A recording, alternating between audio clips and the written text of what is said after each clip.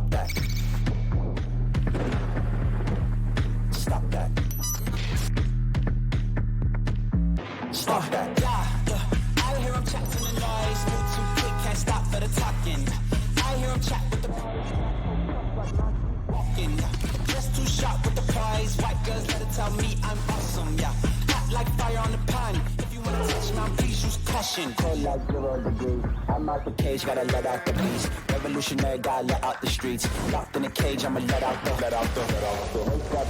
sheets. We came for one man, forget my peace. You take the west side, take on the east. I'ma put him in the cage, never let out the. Yeah, I hear him chat to the noise. Move too quick, can't stop for the talking. I hear him chat with the boys. Man so tough, but mans keep walking. Yeah, just too sharp with the prize. Right guys, let it tell me I'm awesome. Yeah, hot like fire on the pan. If you wanna touch me, please use caution. Stop that. Stop that. Stop that.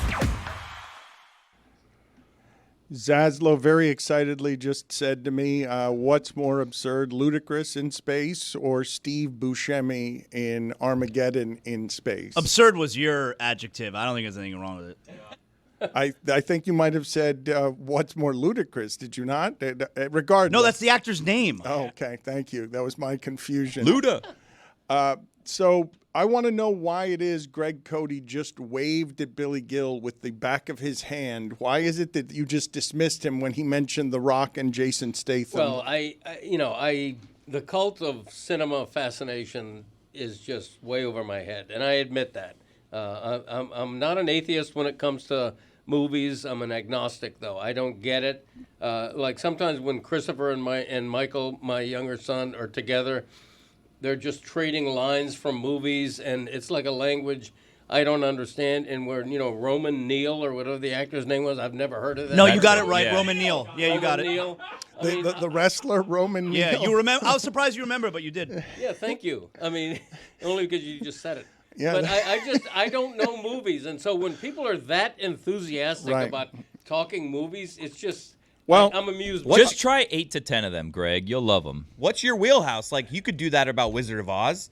Get excited. Tell us about it. No, he dismissed you guys with the back of the hand, but I found that your father is more and more unreasonable as he ages about just the collection of any new information. So I think movies are a very common language among friends, but I will ask at Le Batard Show, was Hobbs and Shaw indeed a great flick at Le Batard Show? I believe that's going to be a controversial opinion from the Shadow Show. But your father, right before that, Chris, he was looking at his computer, and he had just come out of course, the Greg Cote Family Olympics. That part's not surprising at all. It's always on his computer.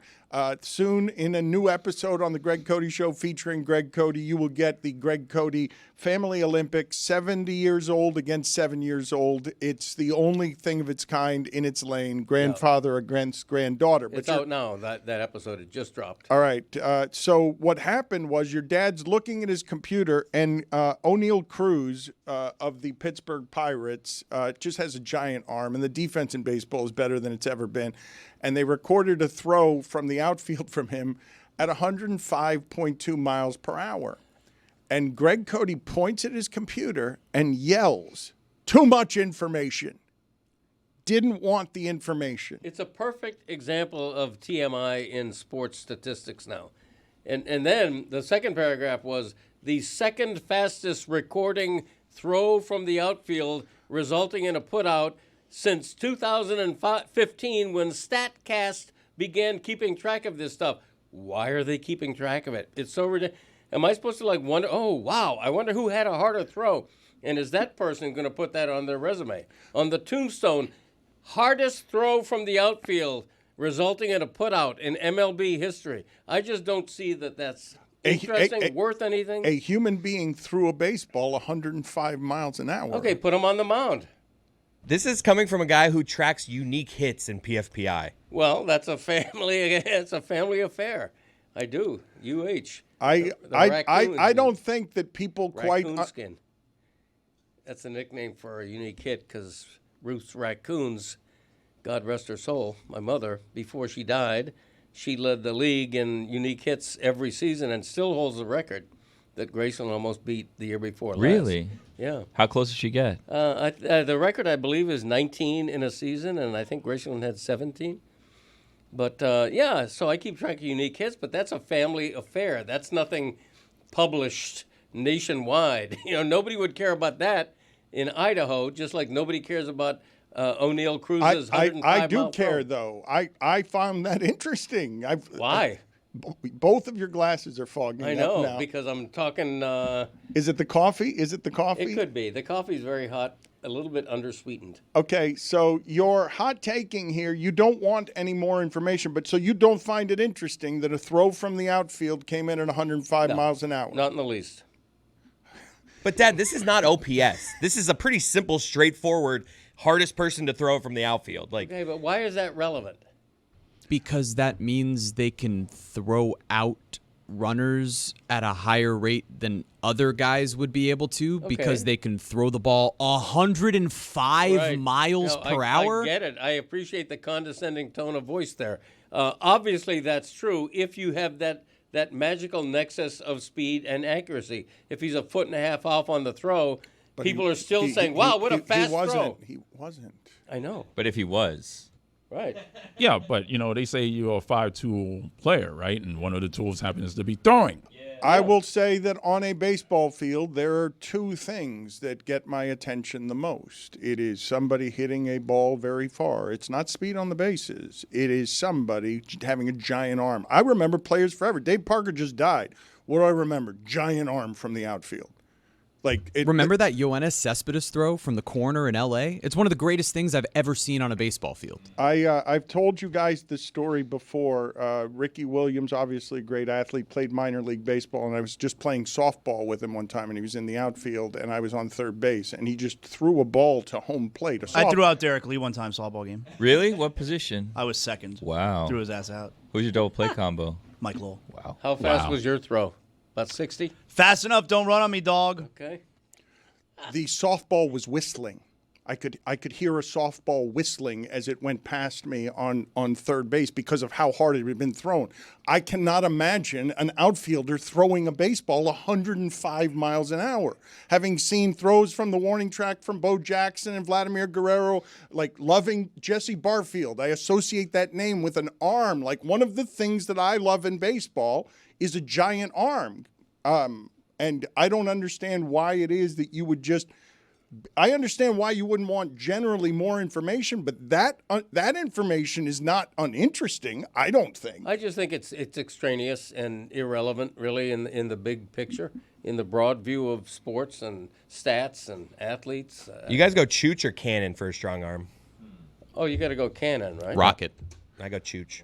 Put it on the poll, Juju at Le Batard Show. Stronger arm, Cannon, Rocket, or Chooch? It's got to be generational, right? I don't know. When Ricky Williams' softball was whistling, was it whistling a tune, or was it just like the sound of wind? I've got it, Andy Griffith.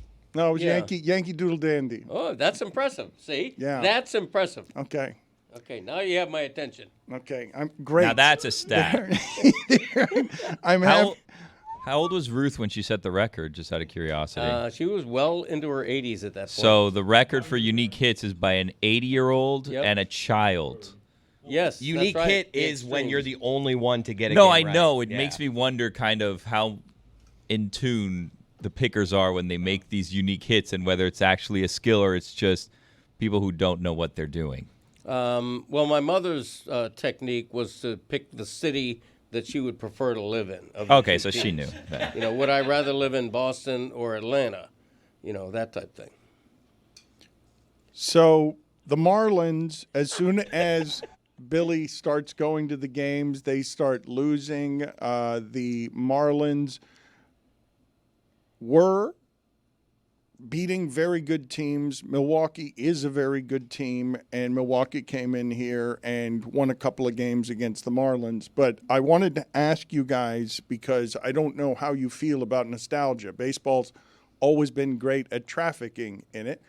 Was anyone moved by Jim Leyland Day at the ballpark, celebrating one of the two old managers that are beloved around here because they were ancient a million years ago when they won the championship and are even more ancient now? Jim Leyland comes to the ballpark like Jack McKeon to be celebrated, and it had to make him a little bit sad to see what baseball in South Florida is. There's no way. There's no way when he was, shaking hands behind home plate, putting on the jacket, that he didn't say to himself, "Wow, this is just a crowd."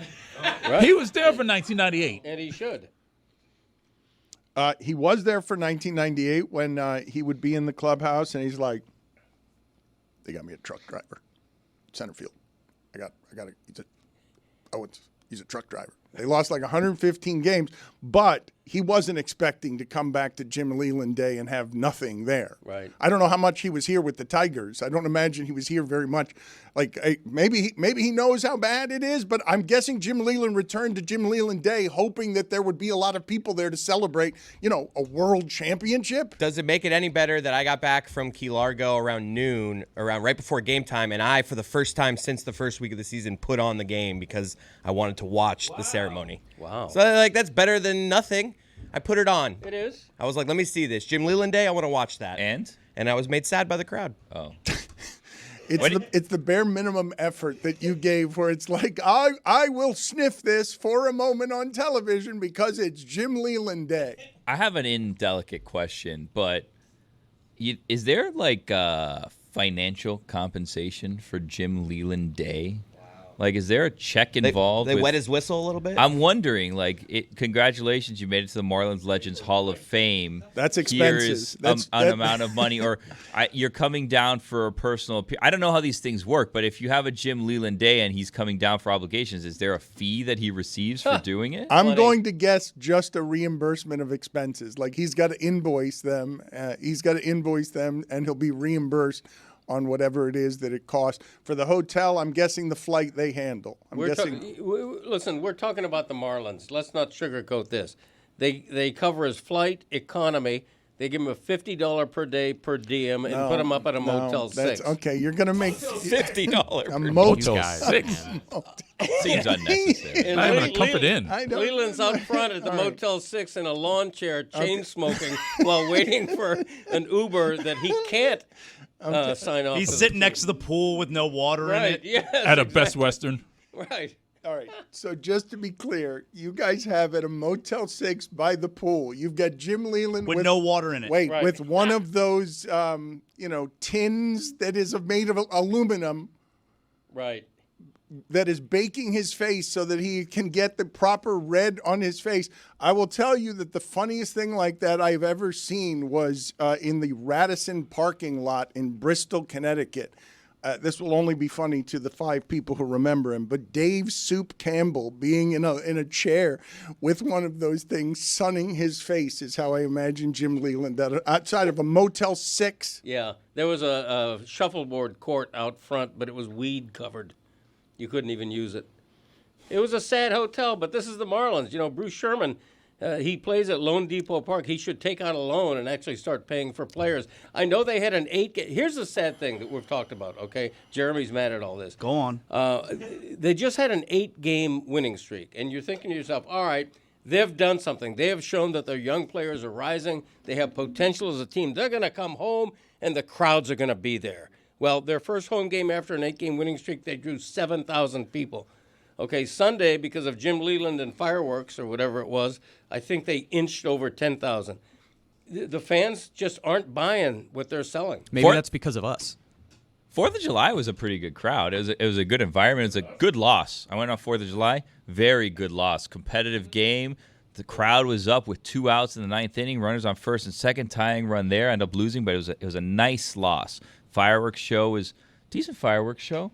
Fun time had by all on the 4th of July. Okay. Yeah, baseball might work down here. I would say this, as much as we criticize the Marlins and we say, oh, they just had an 8-game win streak and where's the crowd and all that stuff, I mean, worse off are the Braves and the Nationals. The Nationals, I don't think there was any expectations, but the Marlins are in 3rd in the NL East right now. They're not going to win the division, but there is a off chance that the wild card is interesting towards the end of the year. But, man, the Braves are a disaster.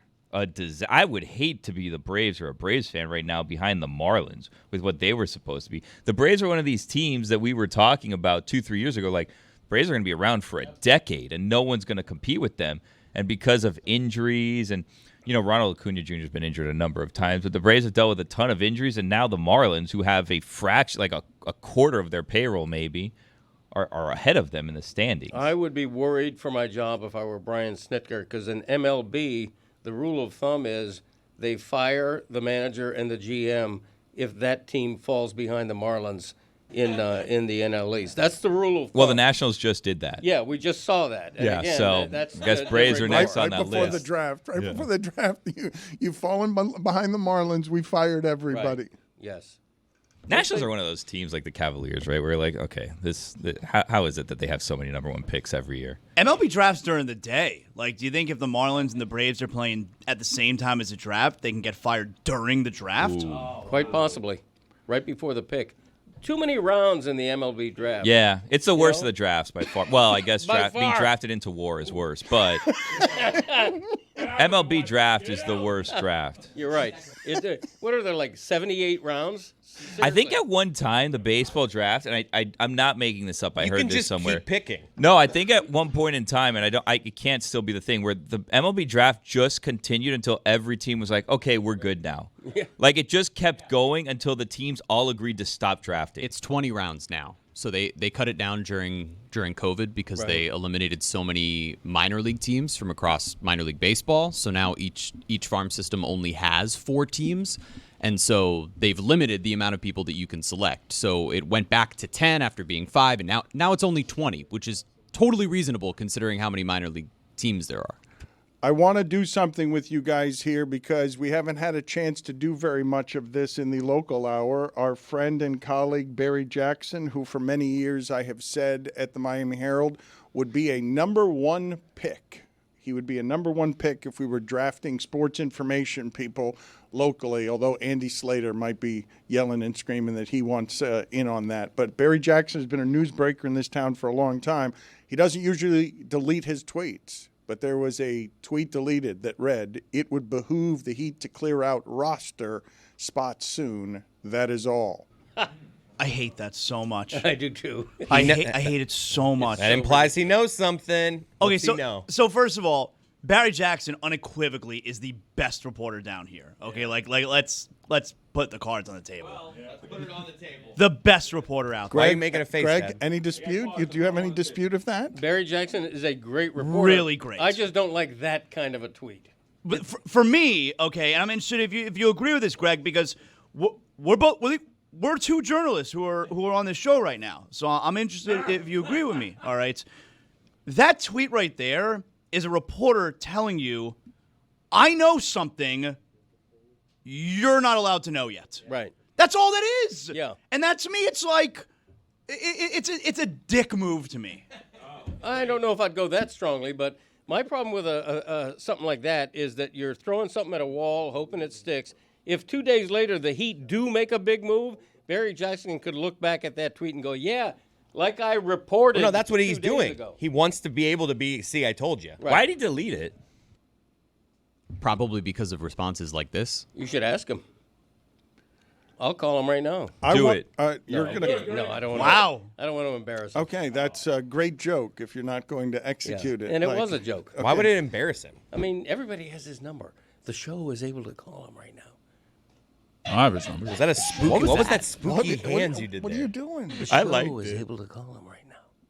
I like doing that once in a while. It's a special effect. You got a when nice- I go like this. Nice tan going, Greg. Thank you. I Yeah. appreciate that. Do I have the raccoon eyes? I feel like I do. Nah. I should put my glasses back on.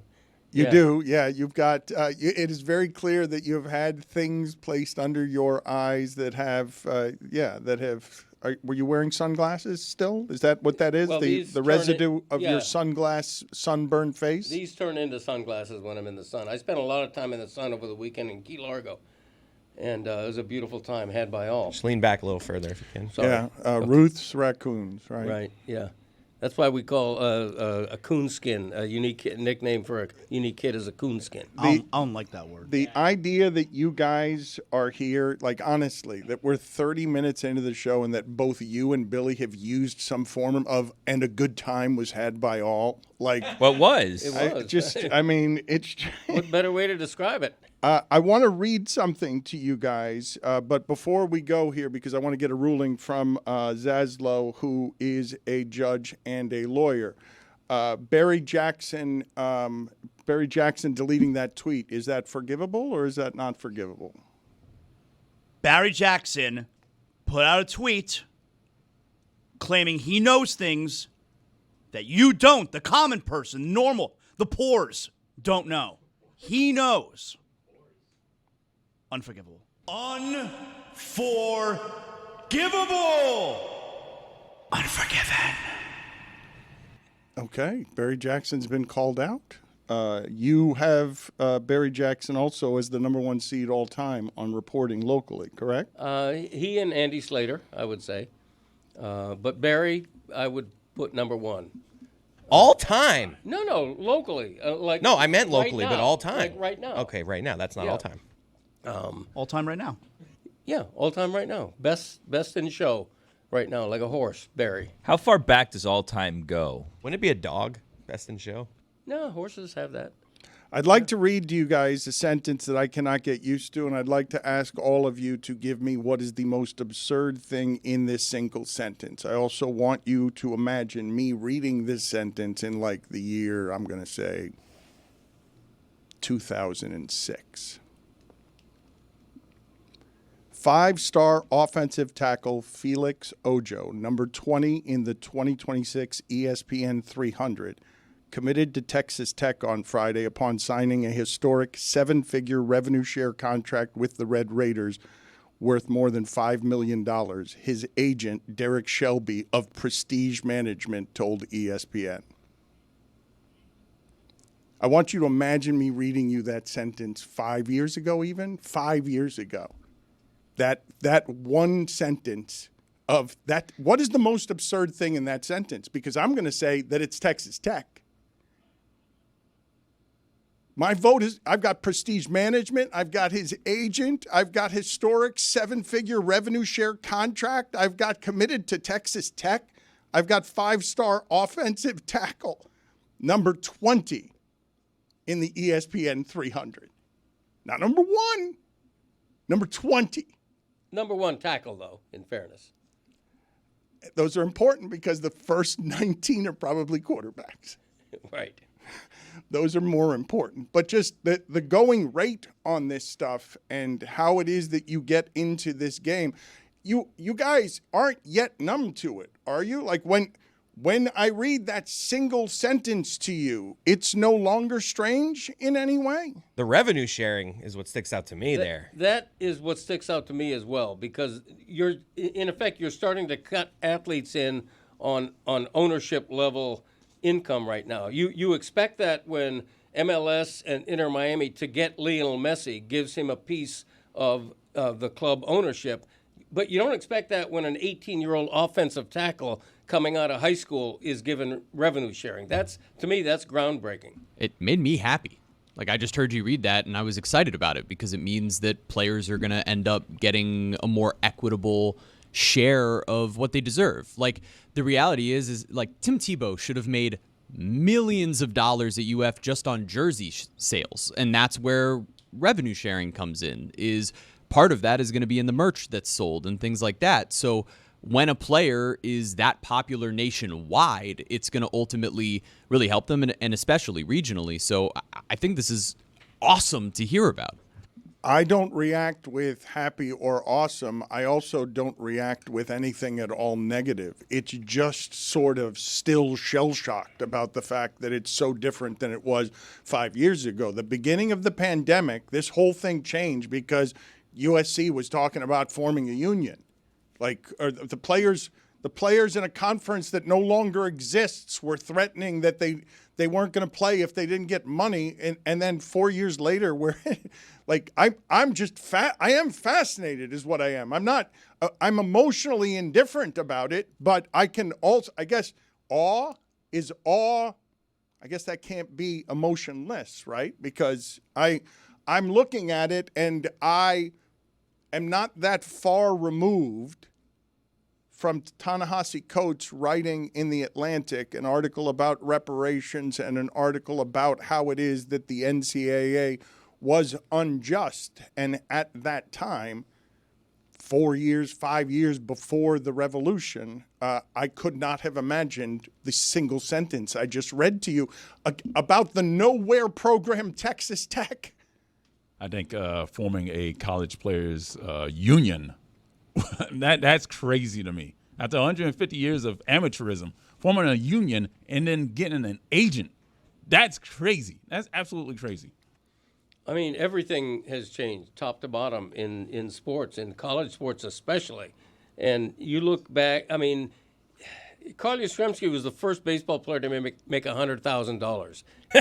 Right? I mean, everything changes generation by generation. And so when Jeremy's referencing, imagine what Tim Tebow thinks, that he was one of the greats and he got nothing compared to what a rookie offensive tackle is getting. He didn't get nothing, though. He get nothing. Well, but relative to today, he did, right? I mean, I guess, like, he didn't get paid while he was in school. That's what he didn't get. Okay, and when he came in, nobody offered him a cut of the Florida Gators' revenue. You know, I mean, everything has changed fundamentally. It's just a crazy time we're living in. I don't begrudge the athletes for getting their share, but I also think it's to the detriment of the sport, because how can Texas Tech, beginning at the university level, not just the athletic program, how can they abide all of this? How can they continue to function when they're giving away revenue to players? Well, you can't say that you have no feeling about it being negative and then say it's a detriment to the sport. I think it's a detriment to the health of the sport. That's something the sport has to figure out. So then you have a negative feeling about the athlete being paid if you think it's to the detriment of the sport. I don't agree with you that it's to the detriment of the sport. I think the sport is healthier than it's ever been, and there's more money to share than there's ever been. And I am super curious, once someone gets a Tebow, what's that worth? Right. Like I am legitimately awed about how seismic the change is, but I am not reticent or opposed to the change, because anywhere you find growth, you will find change. So if I'm finding revenue growth, I'm going to find growth of all kinds everywhere. I don't see where and how it's a detriment to the sport. If Texas Tech can play in this game, then anyone can. Right. If Texas Tech, though, is giving revenue sharing to the offensive tackle, what about the five-star quarterback? What does he get? But so what, though? So like, what? Why would you want to limit costs on that? Here's so what, because if you're giving revenue sharing to your 10 biggest football players and your 5 biggest basketball players, what does that do to the tennis program and all the other sports on campus? There's a trickle effect that's going to hurt college sports. It's going to be great for some of the top-tier athletes. And don't make any mistake about this. This is only the top-tier athletes we're talking about. Okay, the third-string guard is getting an NIL deal from the Dairy Queen for free ice cream and $50 a month. He's not getting this revenue sharing. It's a top-heavy system right now that's going to trickle down and affect other sports. Why wasn't it bad for sports last year or the year before that? Like, when are you announcing that it's bad for sports? I'm just announcing that giving athletes revenue sharing is a whole different level of payment. Well, it's just giving them some ownership. It's Right. It's the way the whole world is moving in terms of you can be your own brand, you can start your own thing on the internet, you can be an entrepreneur. It's business is all moving in this direction. I agree, and it's good for the ones at the very top. But it's good for everybody who gets money, right? More people are getting money than have ever gotten it, Right. correct? Yeah, but 90% of them are getting what?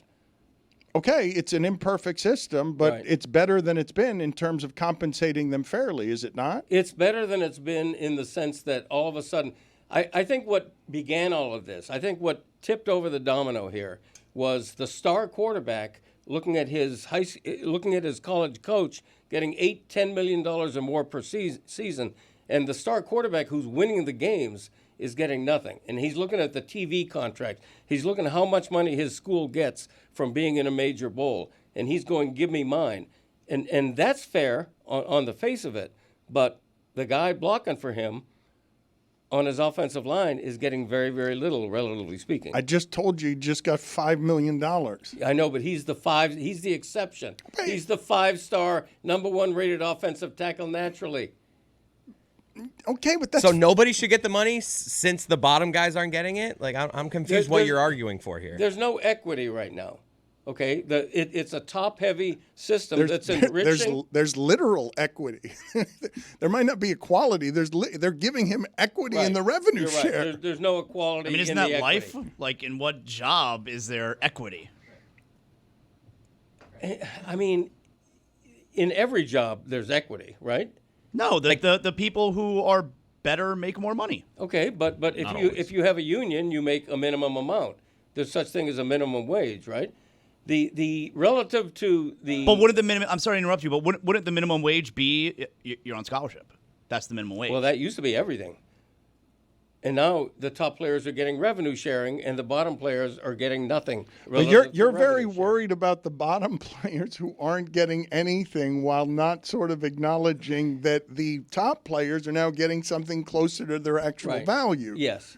Which represents improvement and growth and isn't necessarily bad for anybody other than people who are lamenting that they want their old sis boom ba amateurism back. Okay, I'm not saying that. What I'm saying is the idea that this offensive tackle is getting a cut now of the revenue of Texas Tech is a whole new level of payment that is going to have a negative trickle-down effect on the whole athletic program at a school, I believe. But you can't prove that in any way, and you're just objecting to it on its face because it makes you uncomfortable. I can't prove it in any way because we are right in the middle of it. Not even in the middle of it. We're right at the front of it. We are just beginning. All of this is unfolding. NIL was new a couple of years ago, and now revenue sharing is new. This is a groundbreaking story, I think, because of the revenue sharing aspect. Would you not say, though, and I'll leave this after this because I know this is an age-old July argument, but would you not at least concede, if we're talking about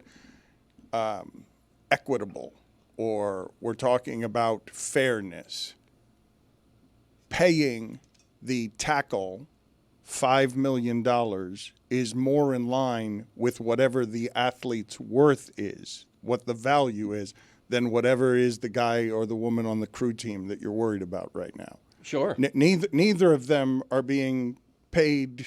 Right. Neither of them are being paid their value necessarily, because in the case of a Tim Tebow, he's worth much more than whatever it is that you would pay him, just by virtue of being that size of the economy. But you would agree, right, that it's more fair now than it used to be. On value, on just measuring the value of athletes, what they're worth. Well, the football program and men's basketball programs have always carried college sports across the country, right? And the fairness comes in, and Title IX used to insist that if you had a men's golf team, you had to have a women's golf team, a good thing. Now Title IX is being systematically dismantled, and so what we're going to see is top-heavy. This is a prediction. I can't prove it's going to happen. We're going to see college programs really pared back. There's not going to be any crew teams.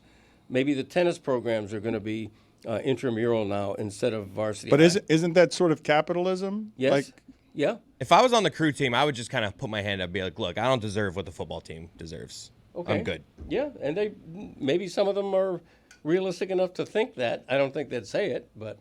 I mean, do you guys think that there's going to be a collective bargaining agreement sooner or later? Because it just seems like they're going to form a union and the school's going to talk to them, and boom, there you go. We got a legally binding contract here. If anything, Greg, the concern that you have about this inequity, I would think this is actually a step in the right direction, right? Because if revenue sharing starts becoming a piece of this, that's when ultimately revenue sharing is dispersed to the entire team. So the issue that you have, which is, hey, these individuals are getting paid all this much, the people getting the major NIL deals that are separating themselves from the rest of the group, those are the people we're talking about who are like the individual content creators or things like that. When you're starting to deal with revenue sharing, you're talking about having stake in the company that you're working for, right? And it's mutually beneficial to both the company and yourself for that company to succeed.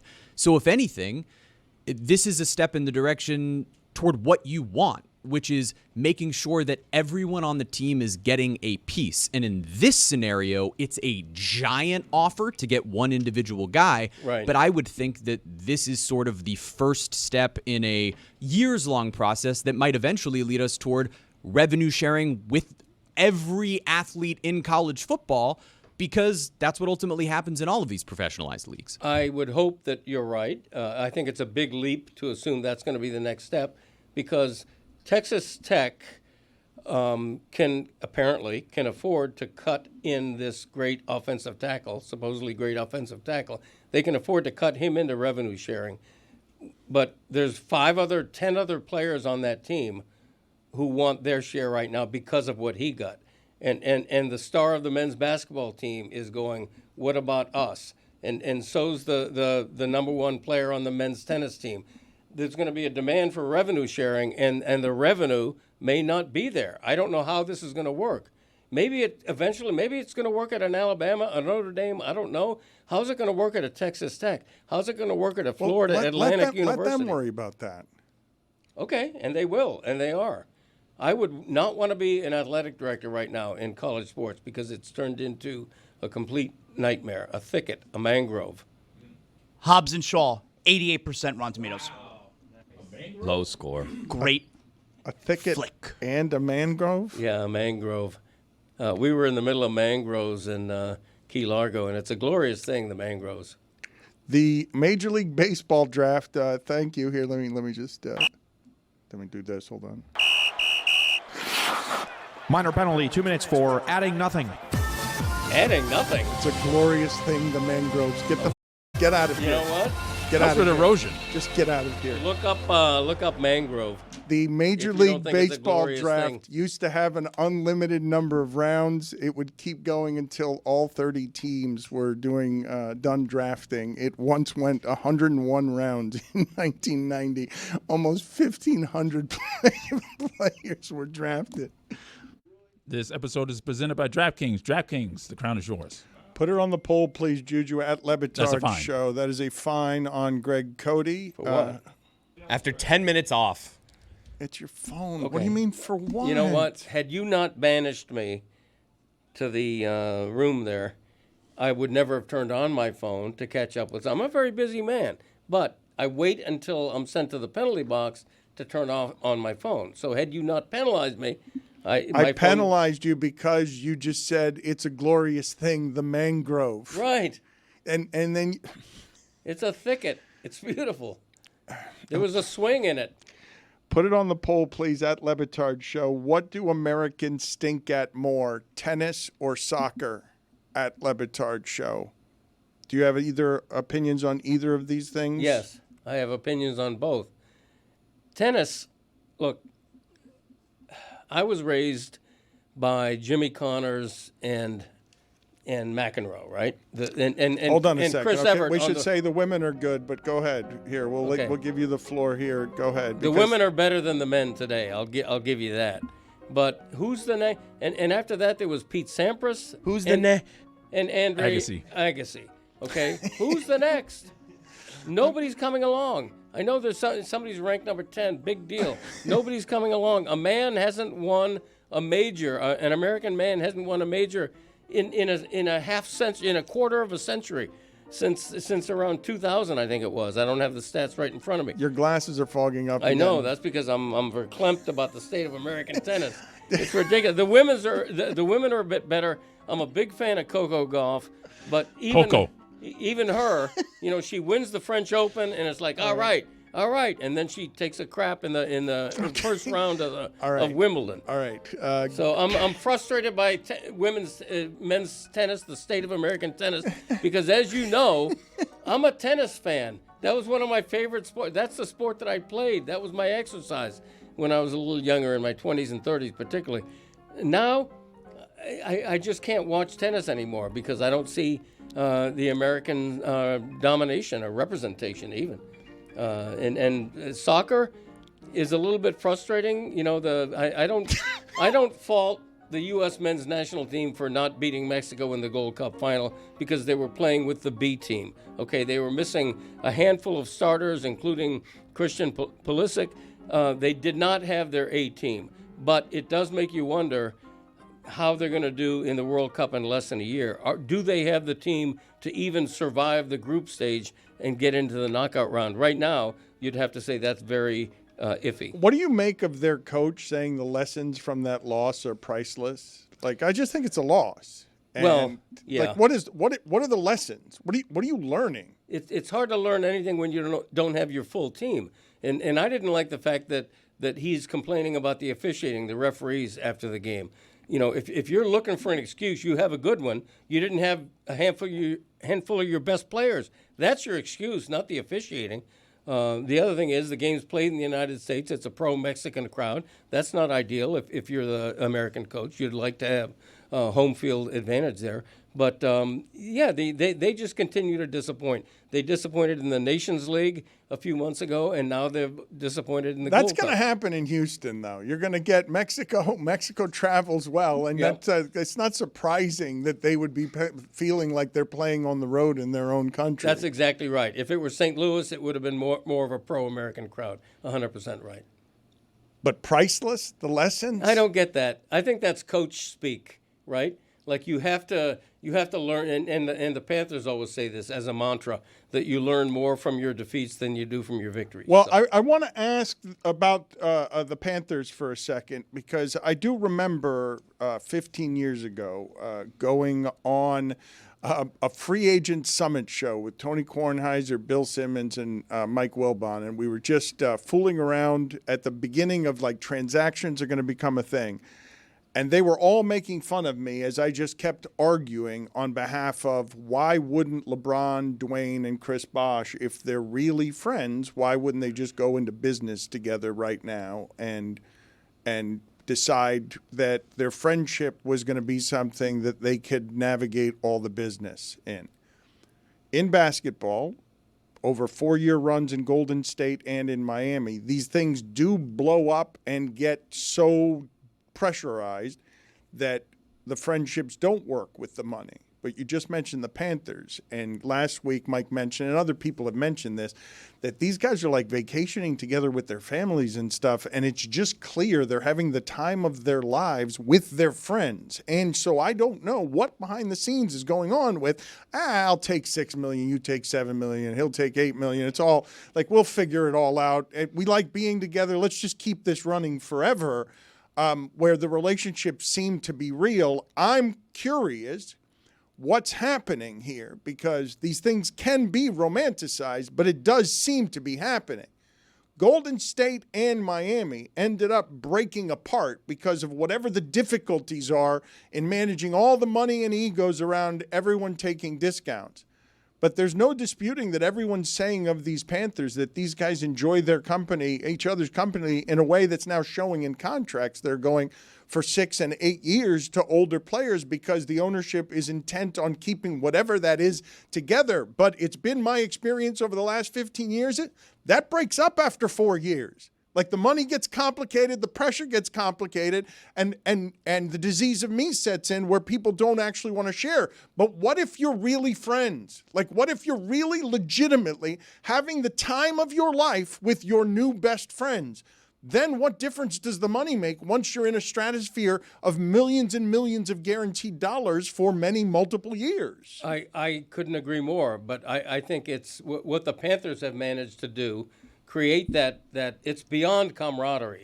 It truly is a friendship and a family situation. It sounds corny to hear it. It sounds unbelievable when they say it, but I think the proof is in the results. The exception is that. I think the rule is what happened to the Heat, where when they first came together and LeBron that night is going, we're going to win not 1, not 2, not 3, et cetera, championships.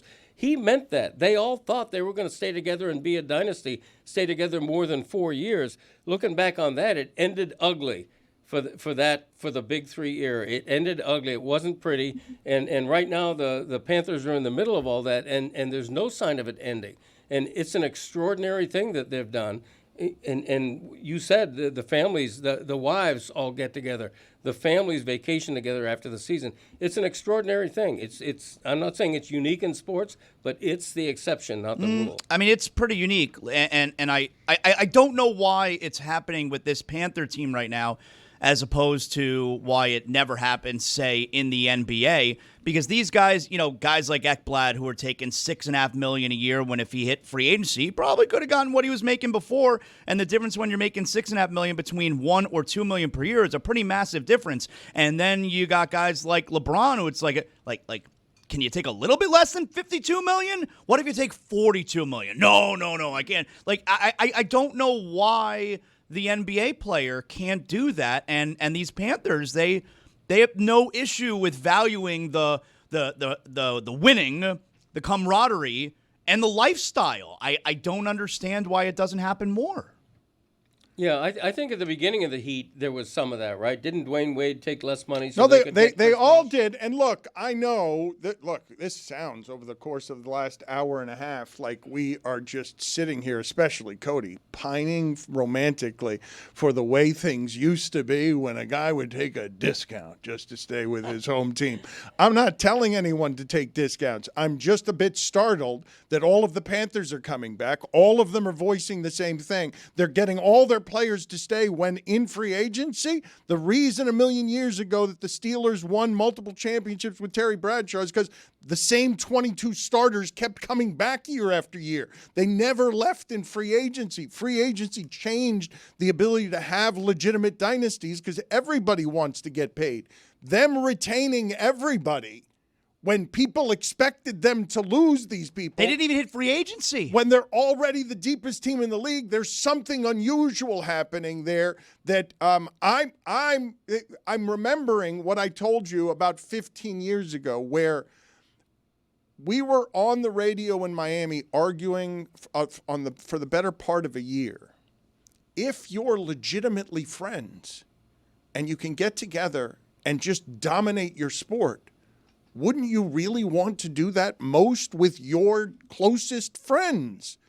Now you start getting the families involved where the kids know each other and the wives know each other, and everyone takes a discount, and now all the management is getting praised for the guys really like being around each other and are doing this thing that in basketball, for whatever the reasons, has been hard to keep these things together beyond the 4 years. So why doesn't it happen?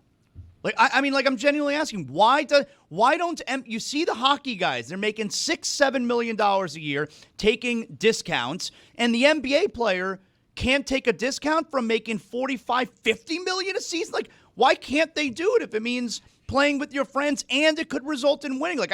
I'm asking why they can't do it. I don't know. If I was offered $50 million and someone's like, you want to take 40, I'd be like, nah, I'm good with 50. Thank you.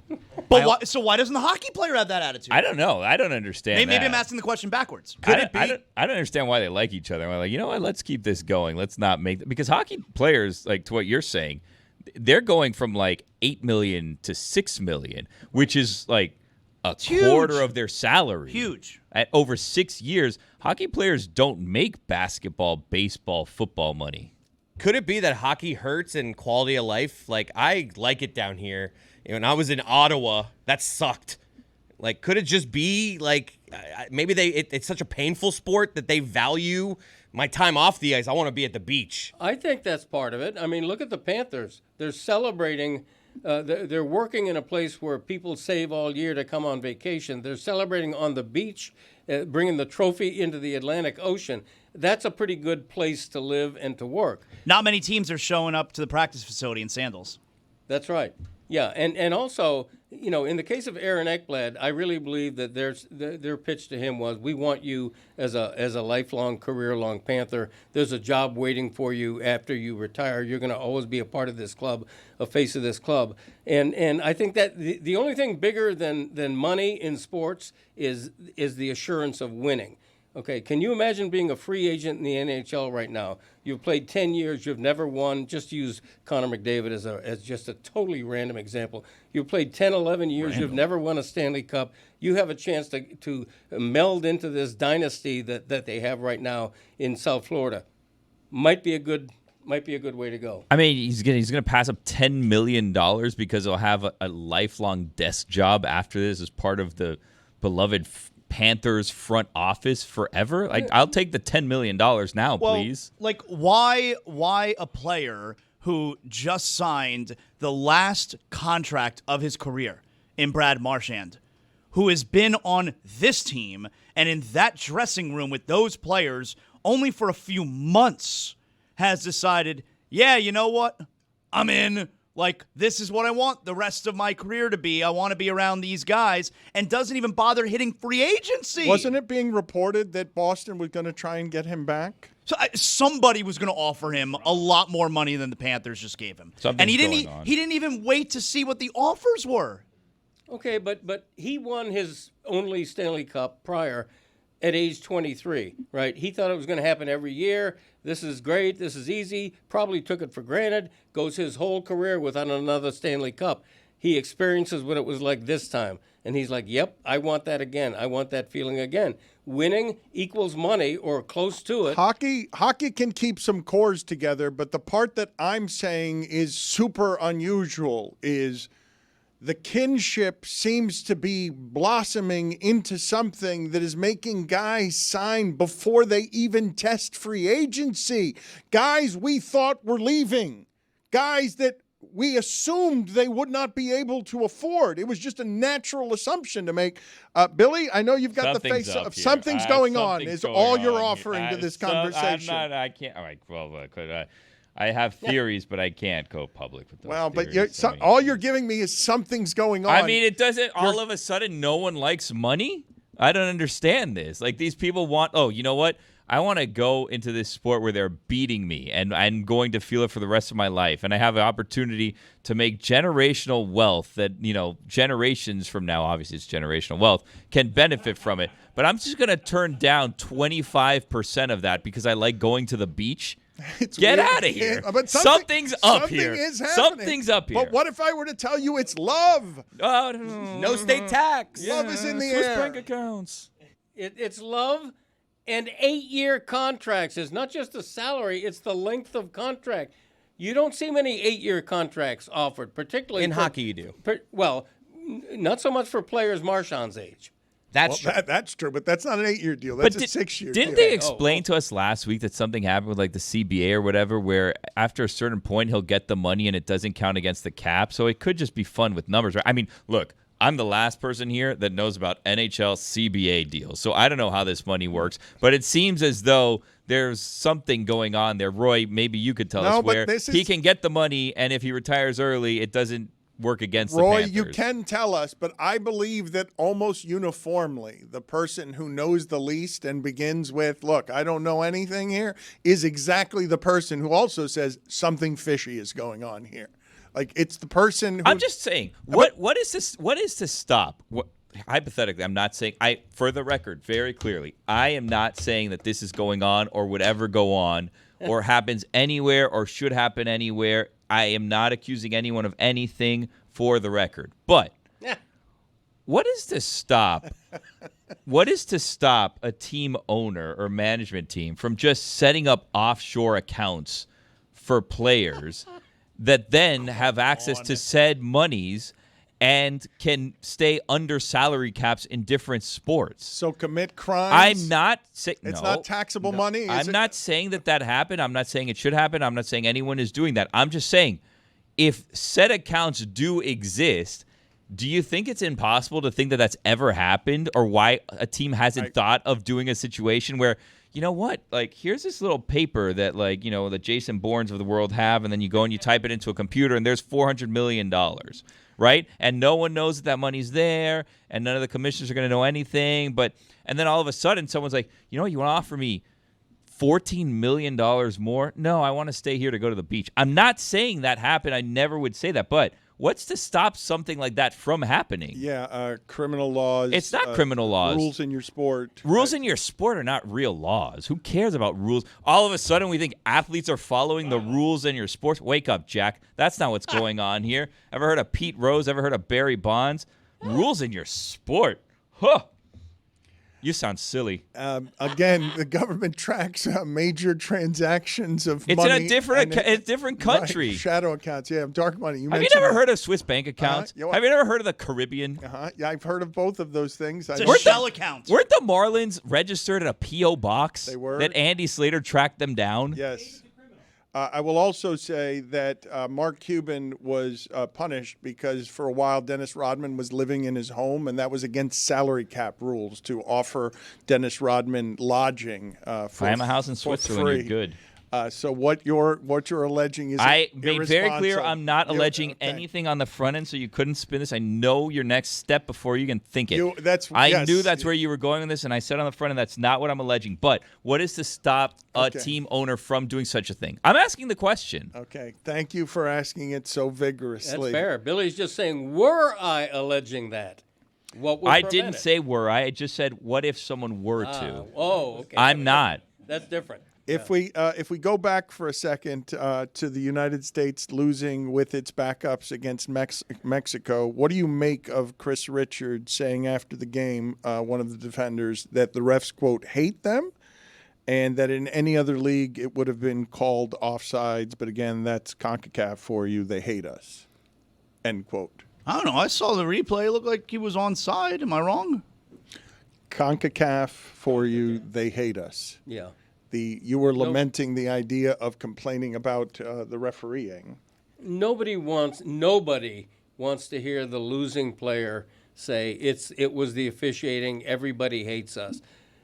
You know what? The U.S. problem is that they didn't have their best players on the field, and Pulisic on vacation sends out a photo of him on a beach somewhere while the Gold Cup is going on.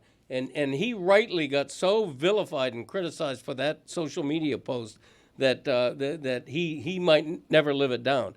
The problem is the system, okay? And that's not accurate. Okay, they win the World Cup. Remember that photo Pulisic sent out? Shit. You think he might never live that down? It depends on what he does from here. Okay. Wait a minute. You're willing to give him a legacy stain for? Yes, he put his rest and relaxation above the national team. Okay, this wasn't just a Gold Cup, which is a big regional tournament.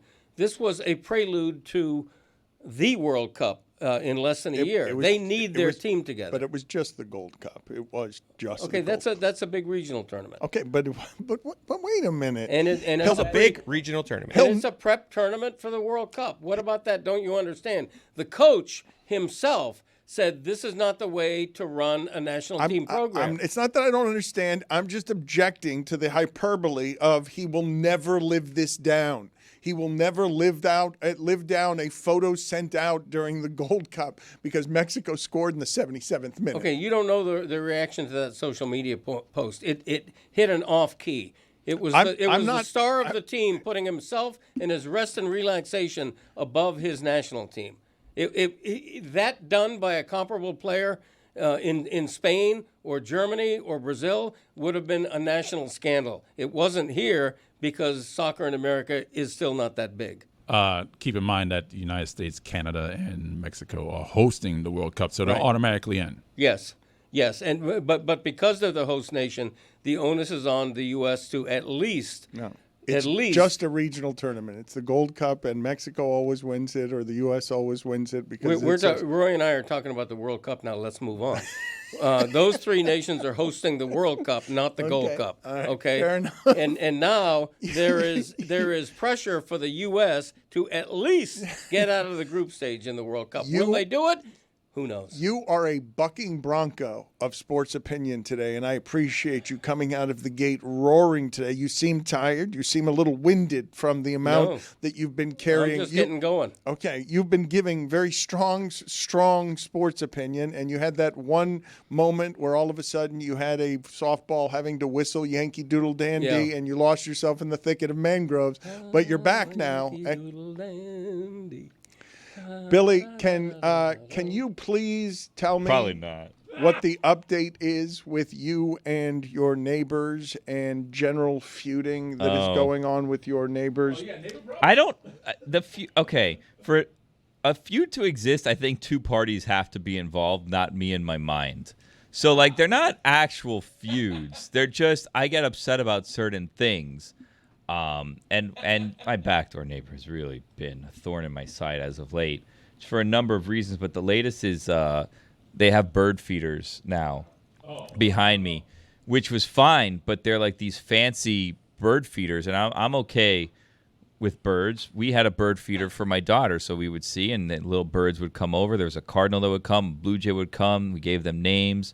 Of course, as children do, the birds' names were Mickey and Minnie, and then Daisy was one of the birds because that's what kids, at least my experience, name everything after like Disney characters or themselves. Like everything that my daughter like sees, like, oh, what's this doll's name? And it's just her name. Like that's what they name. They know like 4 names, so they name everything those names.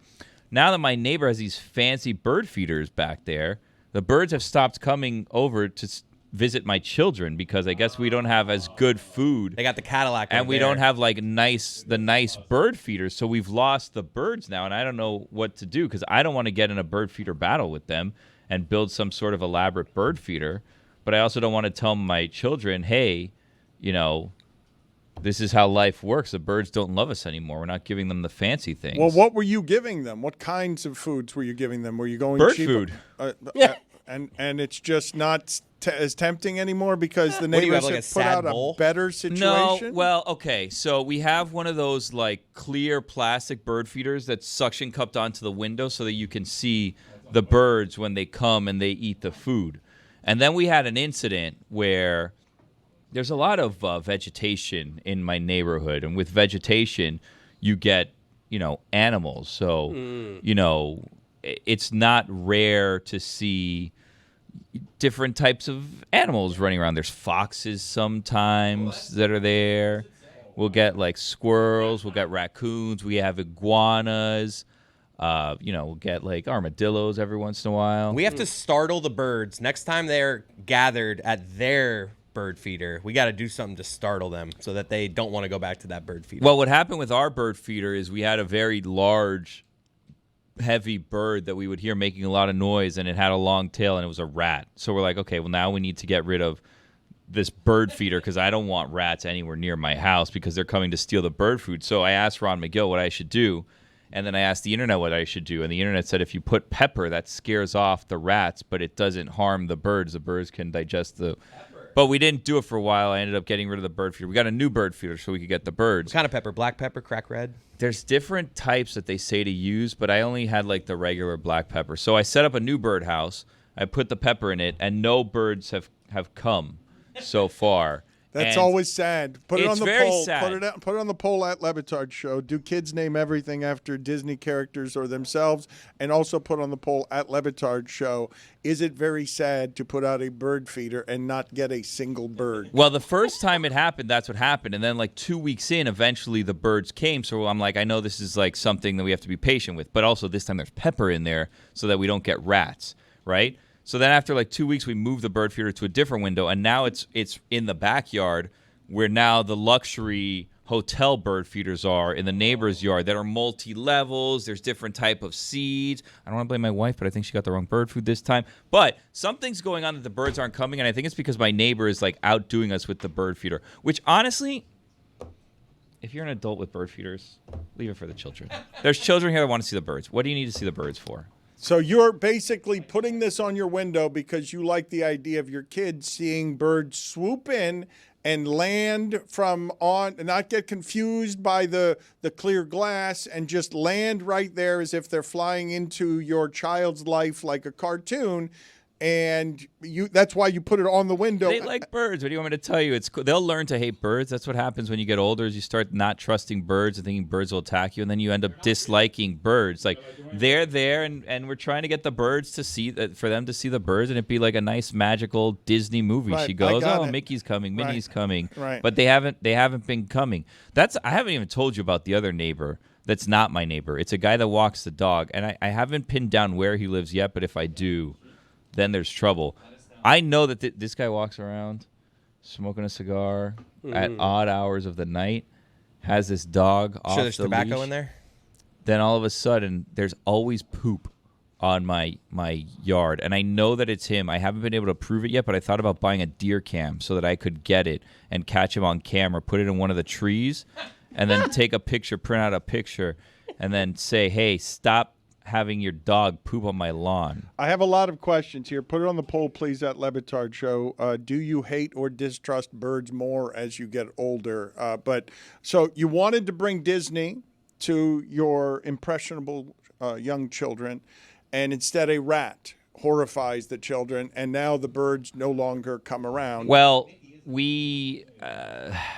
I don't know how we explain the rat situation. I think we're like, oh, that's not supposed to be there eating that bird food. But we took it down because I didn't want a rat. Understood. Imagine you open the window, there's a bird feeder there, it's clear, and you just see a rat right up against your window eating the bird food. I'm just saying that if I were you, would take that rejection and that failure a little bit personally if I were you. And I'm not saying... What was the failure? It was over successful. I attracted not only birds, but other species of animals as well, wanted to eat from my trough. The failure is that you're feuding with your mind because your neighbor is better at attracting the birds now than you are, and you've got a pathetic bird feeder that you've filled with the greatest of delights. And keep in mind, I'm not. This is different bird food than I got the last time. My so wife you got this mentioned one, that. and I don't. So look, here's the trick.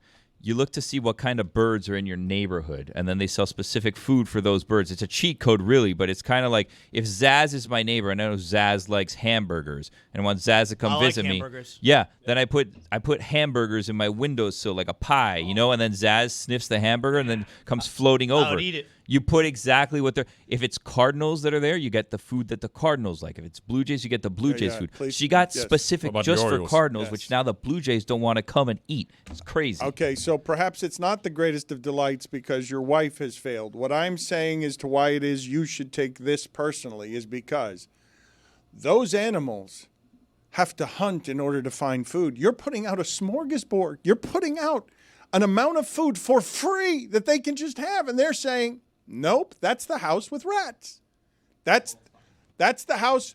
My house doesn't have rats, to be clear. No, but there was also- a rat. there There's was- lush vegetation. I You told think that there was already on just the front one? end. They also don't normally pay for their food. Yeah, it's true. That would be funny if they did. Well, they have to hunt for it. They have to find it. It's not out there for free. It's not a smorgasbord. Well, it's free. It's just they have to find it. they have to work for it. They're not. It's not There we every go. day you can show up and the wife has put out the wrong food.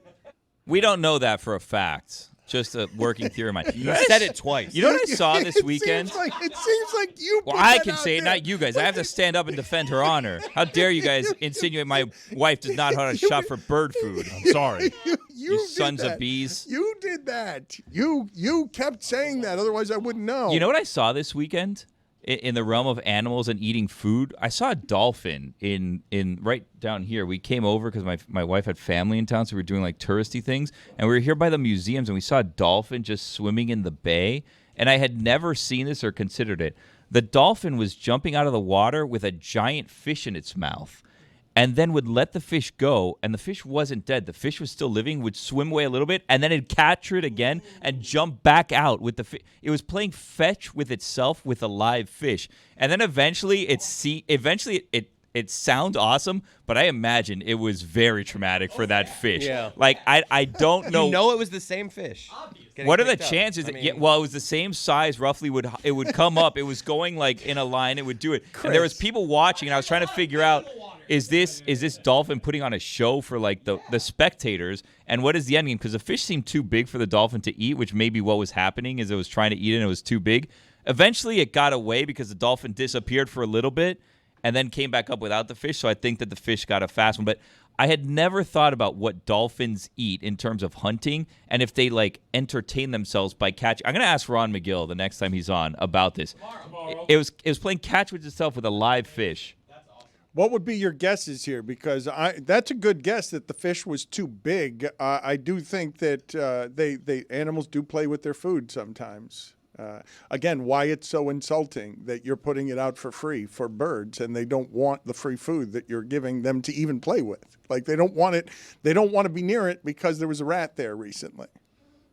We took the bird feeder down because of the rat. We had to figure out a solution. And then if I'm going to be honest, what happened is Daddy accidentally broke the first bird feeder. So then we had to track down a new bird feeder. But I was trying to be like conscious of the cost of said bird feeder because the first one was like $5 at Target in like that section when you walk in, and then those things you basically have to get them when you see them. If not, they disappear forever.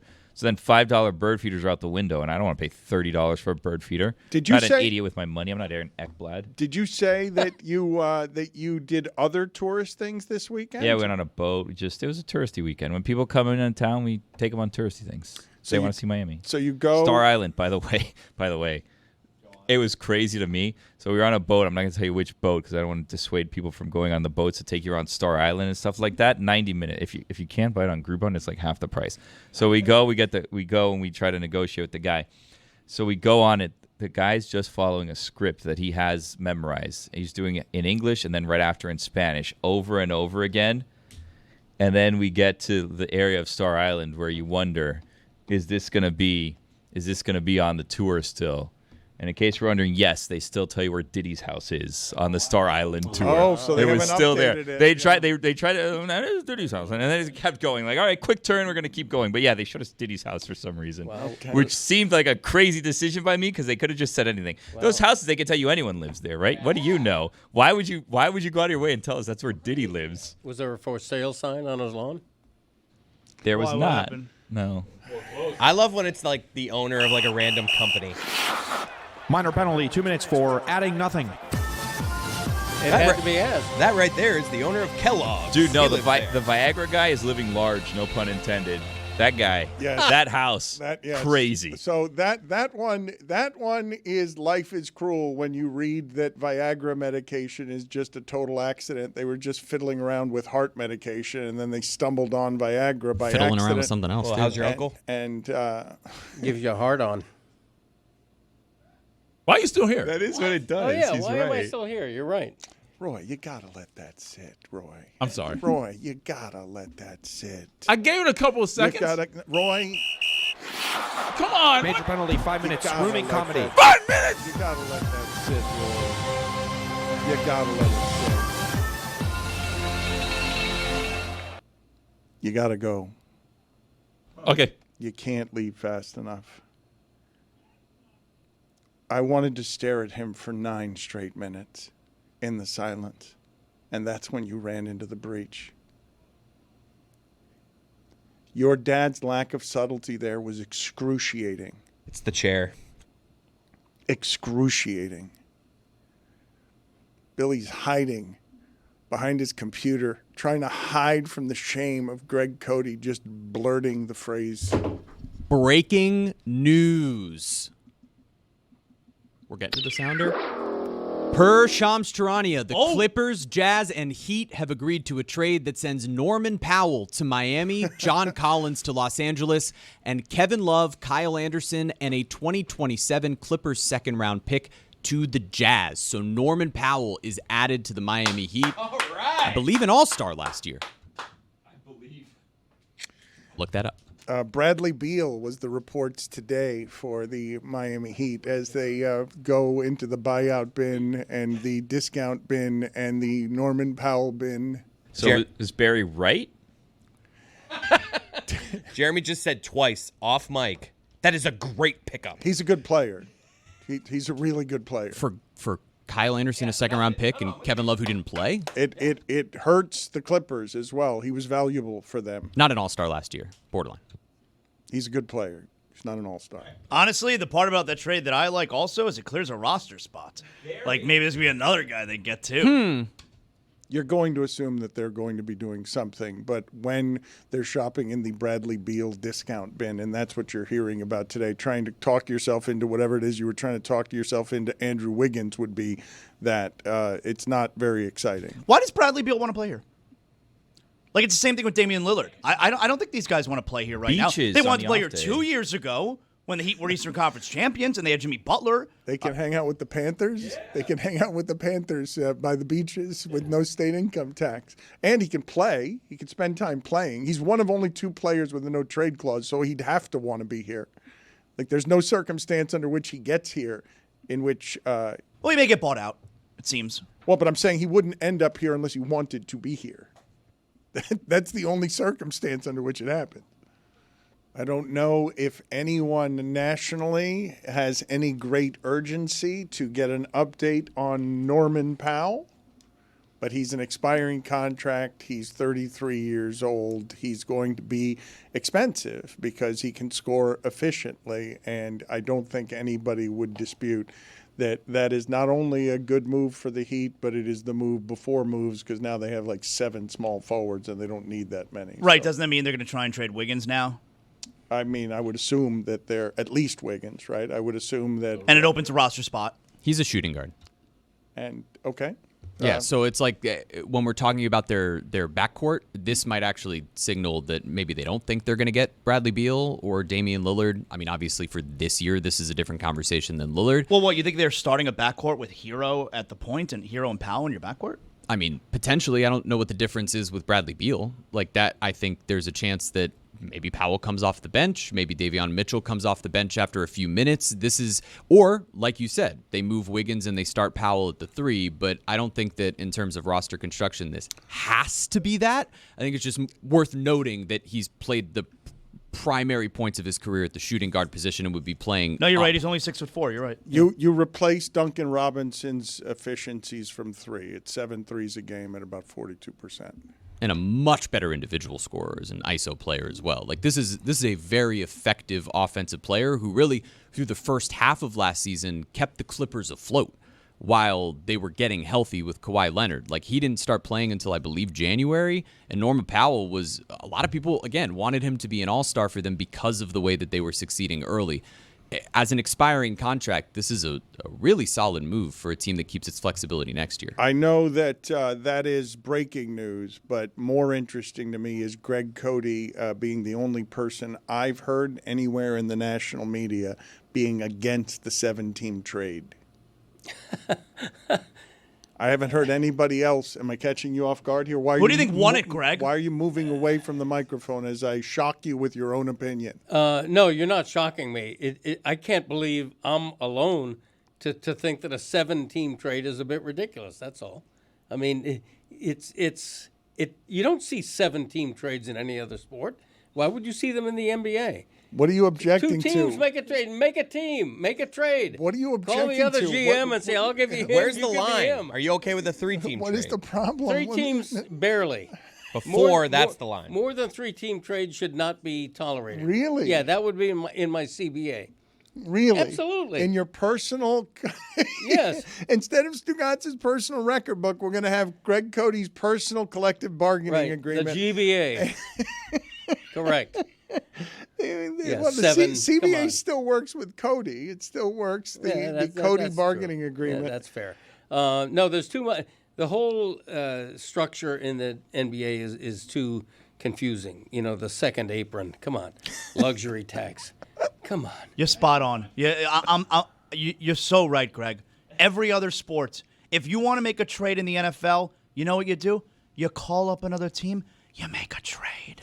In Major League Baseball, you want to make a trade, you call up another team, you make a trade. Seriously. In the NBA, you got to get 7 teams involved. It's ridiculous. You got to have degree in mathematics to figure it out. This guy, he's with me. I tell you, Zaslow. You're on point, Cody. He's growing on me. Well, Zaslow thinks the whole thing is dumb. The whole salary. So I want to read. Can I read you this sentence here? This is a sentence from Bobby Marks, ESPN NBA front office insider, who is like excellent. All right, he is terrific. Here is a sentence from Bobby Marks in talking about the Heat. All right, if you sign Bradley Beal to a 1-year, $10 million deal, because you're spending more than $5.7 million, you're going to trigger the first apron. What the hell does that mean? Yes. What does that mean? Thank you. If I'm down to my second apron, it means I spilled gravy on the first one. I don't want to do this with you guys because the problem with this is even if I go down the path of explaining it, it becomes excruciating to listen to. In other words, you don't know aprons either. I'm not going to take a quiz here. Yeah, you shouldn't. I'm going to make a gravy joke is what I'm going to do. You know who loves the second apron? Barry Jackson, the aforementioned. He loves all that, the luxury tax, second apron, third apron. Well, I just want, again, to point out, okay, that Greg Cote, as he ages, is allergic to learning and new information, but is also replete with a combination of self-absorption and entitlement that makes him go into the eating area. Eating area. I'm not home entitled. of the aprons. I'm entitled. Yeah, that's the home of the aprons, the eating area. I'm not entitled to anything. I'm entitled to whatever I earn. Gotta want to earn. Gotta want to learn. I do want to earn. I don't want to learn so much, but I do want to earn. You go into the eating area, and there are a handful of what look like burritos in there. And you just sort of shout into the general ether, someone should put identifying marks on these. Labels. Yes. Exactly. Otherwise, you're looking at your free food. Right. I mean, it's, you and know, you're giving people in the kitchen more work because you want something better identified. Okay. This breakfast buffet is not properly labeled. It wasn't properly labeled because it wasn't labeled at all. Here's the situation. You've got, let's call them burritos, even though they weren't, because they did have that burrito type shape. You've got 10 unidentified wrapped sandwiches. I don't know what those are. Are they savory? Are they desserty? Turkey? Jam? Well, What's in them? you came in here. He was eating one of them. I don't know what was in yours, but you're like, this is fabulous. And then there's a long pause. Still should have been identified, though. Right, because I had to ask what this is. Well, what was it? It was like an Elvis Presley. It was peanut butter, bananas. Might have been a little bit of marshmallow in there. I detected. It was very good. It was very good. You can't eat much. Very caloric. I cut it in half. That's neither here nor there. But the point is, what you don't want to do is unwrap a sandwich. And then I see what it is, and I'm like, I don't want to eat this. And then I've unwrapped it. But as long as you unwrap it in a way that no part of your hand is actually touching it, it's fine to look in it. I don't want to eat. We're friends and family here. No, I don't want to eat something somebody else has unwrapped. I see Zaslow unwrapping a sandwich and then wrapping it back up. That's tainted. Nothing against you personally, Zaz. Could be anybody. Why would anyone take that personally? Right. Thank you. Tainted. Touched by another man. Or woman. Or a woman. Right. Touched by another potential leader. You can't say I'm wrong. If you're going to put out food, you got to identify it.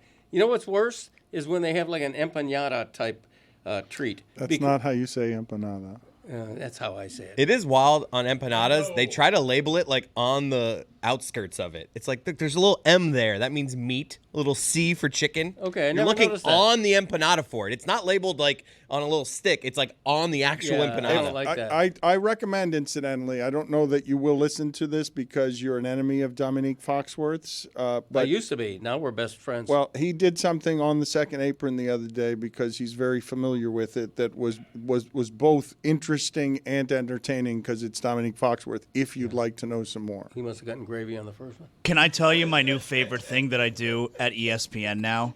All right, Dan. Speaking of the food that's out there that Cote is complaining about right now, it's my new favorite thing. Sometimes how I right after the show here, I go and I'm on ESPN, right after. For instance, today I'm on in afternoon drive. So I got a few hour break, right? I can compose myself, get my thoughts together. I'm going to be terrific this afternoon. But anyway, What about now? That's my gimmick. One of my favorite things that I do now with ESPN, I tell the producers before we go, and I go, guys, you wouldn't believe the spread we got at Le Batard today. They're so jealous. I go, what'd you have? I go, well, for breakfast, we had this, and this. And then we did the show, and I went out there, and waiting for me, we had a whole new spread. There was all...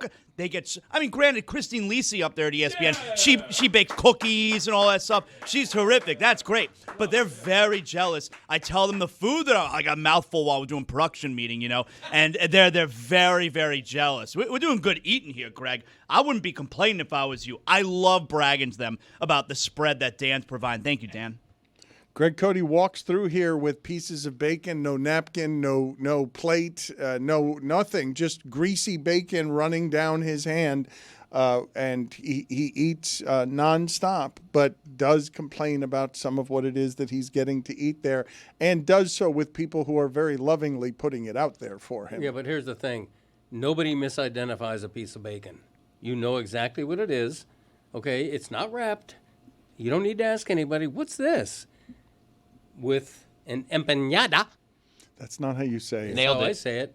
All right, so you're now rivaling David Sampson. Do we have David Sampson saying the word boobs in Spanish? Tetas? Do we have him saying the shirt that my father wears, a guayabera? A guayabera. That's the worst of them. How about the breaded ham? Do you have croqueta or no croqueta over there? Not yet. You're entering that category now, Greg Cote, with Empañada. I don't know why you're saying. Why are you putting an Enya over the N? You want me to spell it out for you? I mean, it's obvious how to pronounce it. You don't have any shame about the fact that you're complaining about these things? Again, I'm complaining about a minute improvement that would be easy to make. Okay, you got three different types of food: scrawl, meat on one, cheese on the other. Since you're complaining so much today, I would imagine, and since you love to complain so much in general, for a yesteryear that was more that was fonder before, that was more romantic before. Are you with Billy Gill on not liking that all of a sudden, the first week of July here, the middle of July, when baseball is supposed to have and used to have the stage to itself, and when it used to mean something, when the all-star starters were announced, now you live in an age where it doesn't matter at all when baseball is naming its all-star starters. Are you like Billy Gill? Is this something that you long for? Billy, you can wax nostalgic. I think I'm just old, honestly. I think I'm just old and I care less about certain things because, like, yesterday, a lot of the All-Stars were revealed. There's a weird voting system now where, like, there's different voting aprons, if you will. Did we ruin it for people with the Brinson stuff? Was this our fault? Let's take credit for this. Nah, I don't think so. I mean, there was like a voting situation, and then the most popular votes, I believe, Jeremy, you could correct me if I'm wrong, but like the lead vote getter in each league gets an automatic election into the All-Star game. And then I think like top 3 or top 4 or something per position.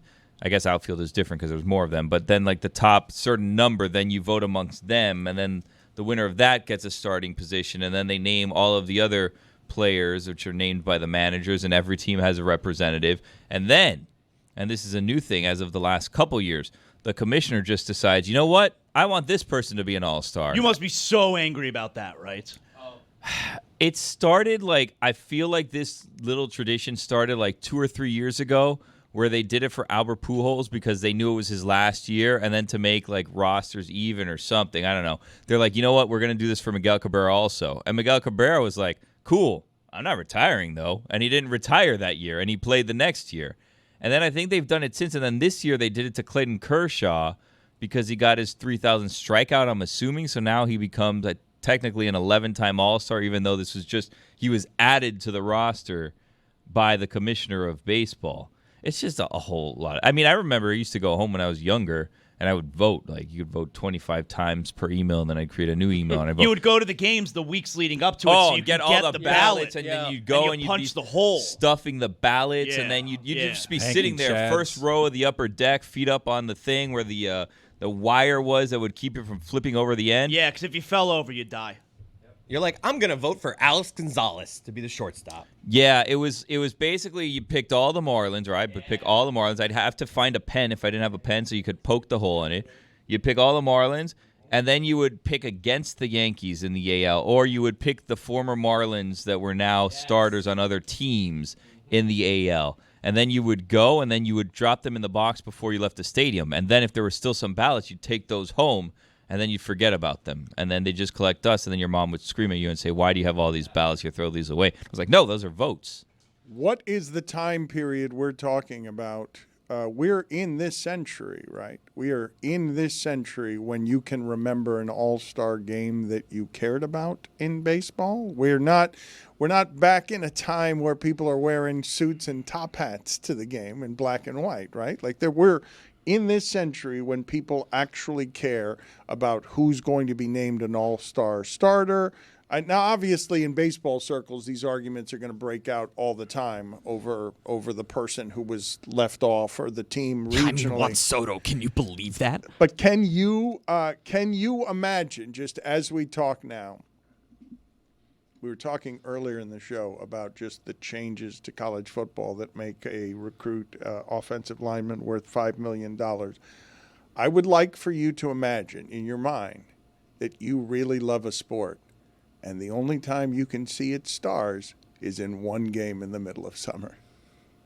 Because it wasn't that long ago where the All-Star game mattered because you needed a network television to give you all the stars in the same place because you weren't getting to watch highlights that involved all the stars. Well, I mean, it also meant something, and like the World Series meant more because there was no interleague play. So if you wanted to see Mike Trout and you're a National League team, the only time you're going to see Mike Trout play against potentially one of your players on your team was in the All-Star game because he'd play in the American League games, and if you were a National League guy, you'd only watch the National League. You'd also discover stars because if you were only watching one league, only watching one team, you see the same teams over and over again. You really know the people in your division, but then you would see like, oh, I've heard about Ichiro, but I don't watch a lot of Mariners games, and the Marlins don't play the Mariners often. Or at the time when they did introduce interleague play, you really only had one division that you would play against that year. So you'd really only play against like 4 or maybe 5 teams from the other league. Now, every year, every team plays against each other, so you can see these players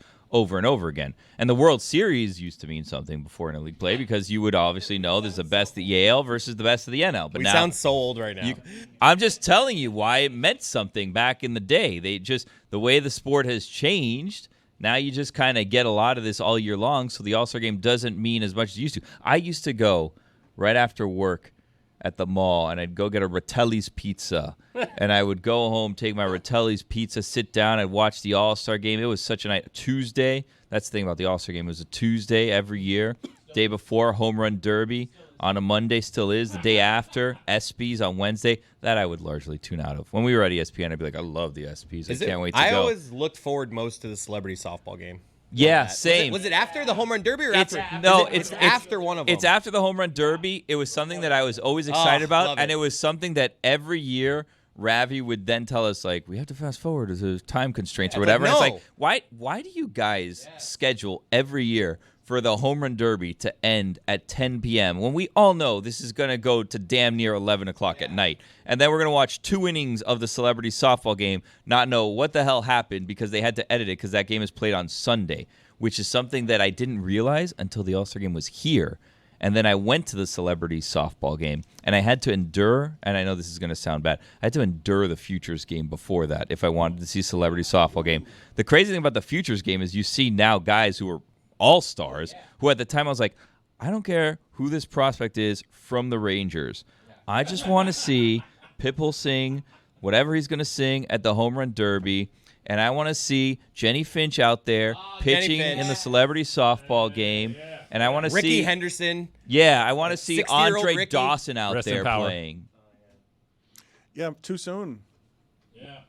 You said it with an enthusiasm that made it feel like you didn't know that Ricky had passed. No, I knew he had passed. It's the legend that I associate playing that Celebrity Softball Game. Him doing his like Ricky Trot, like he would just like hit a home run and then just get his little Ricky Trot around the bases.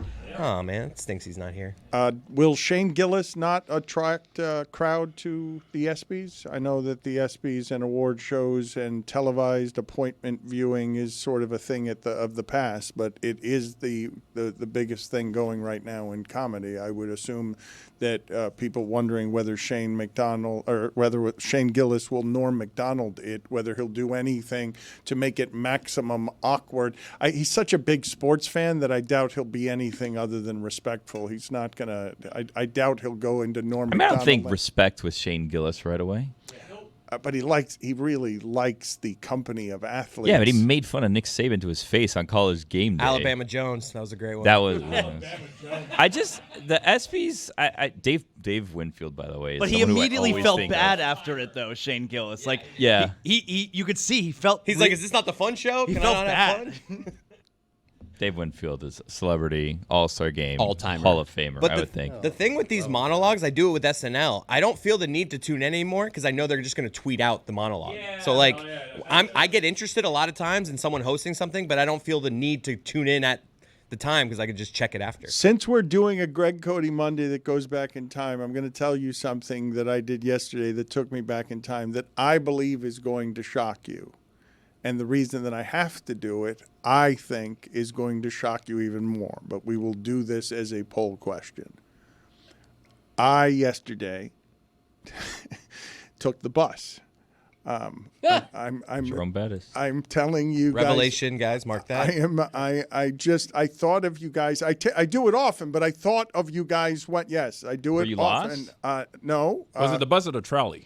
Well, it was the trolley. Good correction. Thank you, Roy. At Le Batard Show, do you know the difference between a bus or a trolley? Because I thought I was getting on a bus, and then when I got on it, because the benches were wooden, I'm like, oh, this is a trolley. But I didn't know I did not know when I got on it that it was a trolley. And if you'd asked me, I would have thought of a trolley as being something with wires in San Francisco. Yeah, that's what I thought. Yeah. For those who don't know the difference is Dan will get on a trolley. He will not get on a bus. Do you know the difference between a bus and a trolley? Because Isn't a trolley on a track? Like a train track? This was not, and it was very much a trolley, and it called itself a trolley, but it acted and looked like a bus. But what I was sitting on was the bench of a trolley. Did you have family in town from Las Vegas you were sightseeing with also? Like, why were you on a trolley? It was basically the Metro Mover. That's what it was, on the ground. Were you immediately embarrassed when you sat down? Embarrassed? Why? Well, because you didn't know that you were getting on what is not a trolley. No, I just needed a free ride. It's a free ride. It's a lovely feature to have in South Beach. If it's raining, if for any reason, it's a good thing to have. But when you asked if I was lost, no. But what had happened is I had lost my wallet. And so I had a combination of things happening, and so I just needed to get back home, and the quickest way to do it, because the storm was coming, was the trolley. But the other thing that I wanted to tell you guys that I just didn't think is possible and is going to, I think, leave you more shocked than you were to learn that I take the bus or the trolley.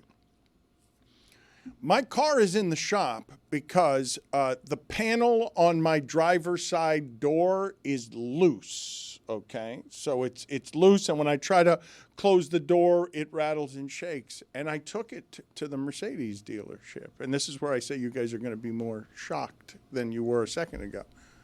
You want to guess what they want to charge me in order to fix this? Does anyone in the room want to guess what? When I did not think it was possible. I legitimately did not think that the estimate they gave me was possible under any circumstance for any automobile. I mean, it's a Mercedes. At the dealership. Yeah, at the dealership. I would say $1,400. Nah, I would go higher on that one, $4,500. Yeah, that's what I was going to say, around $4,000. Whatever the number is will shock me less than you going on a bus. Why didn't you just come get your wallet? You live 5 minutes from here. Well, I would still have to take a car, or I would still have to do the same thing, so it was just easier to not do it. But again, I'm talking about the door's not coming off. The door's it's fine. I can close it. It's just the paneling on the inside of the door. Oh, the inside. My bad. I was picturing outside. Okay. No. So does that change? But does that change your answer at all? Yes, $1,450. $2,900. What do you want my guess to be? $1. What color is the interior of your car? $9,000. What color is the interior of your car? That's I can do that with painter's tape. Yeah, Easy. I'm using I could go to super glue. Hialeah and glue it. I'm not. Yeah. I could do that for $50, and it's not great. But I did not think it was possible. Did he tell you in person or on the phone? No, it wasn't me. They told my assistant who took it in. They told her written estimate quote $9,000, and I think that's more shocking than me taking the bus. But put it on the poll at Le Batard Show. What's more shocking? Dan taking the bus, or trolley, excuse me, Dan taking a trolley, and I still don't have a clear idea of can you get me a definition for the working differences between a bus and a trolley, or a $9,000 door repair of any kind? It seems as though the trolley bus, which is how it's referred to, it's powered by the electrical wires above, so it's essentially an electric bus, where obviously a bus is powered by gas on its own and can go anywhere. But the difference between a trolley and a tram is that the tram is on a track and trolley doesn't have to be. How about that? Well, but this identified as a trolley, but it was not electrical. It was a bus, but it very much identified as a trolley. It said it's the Miami Beach trolley, and it was very proud to be a trolley, and it was not a bus. if you're a bus, you want to be a trolley, or if you're a trolley, you want to be a bus. Maybe depending Like, on the what's location, right? It feels more quaint to go on the trolley. Yeah. So if you're on Miami Beach, you're like, it's a trolley. a but really it's touristy just a area. bus. You say you're a trolley. Right. South Carolina, trolleys. Okay. How long did it take for them to fix it?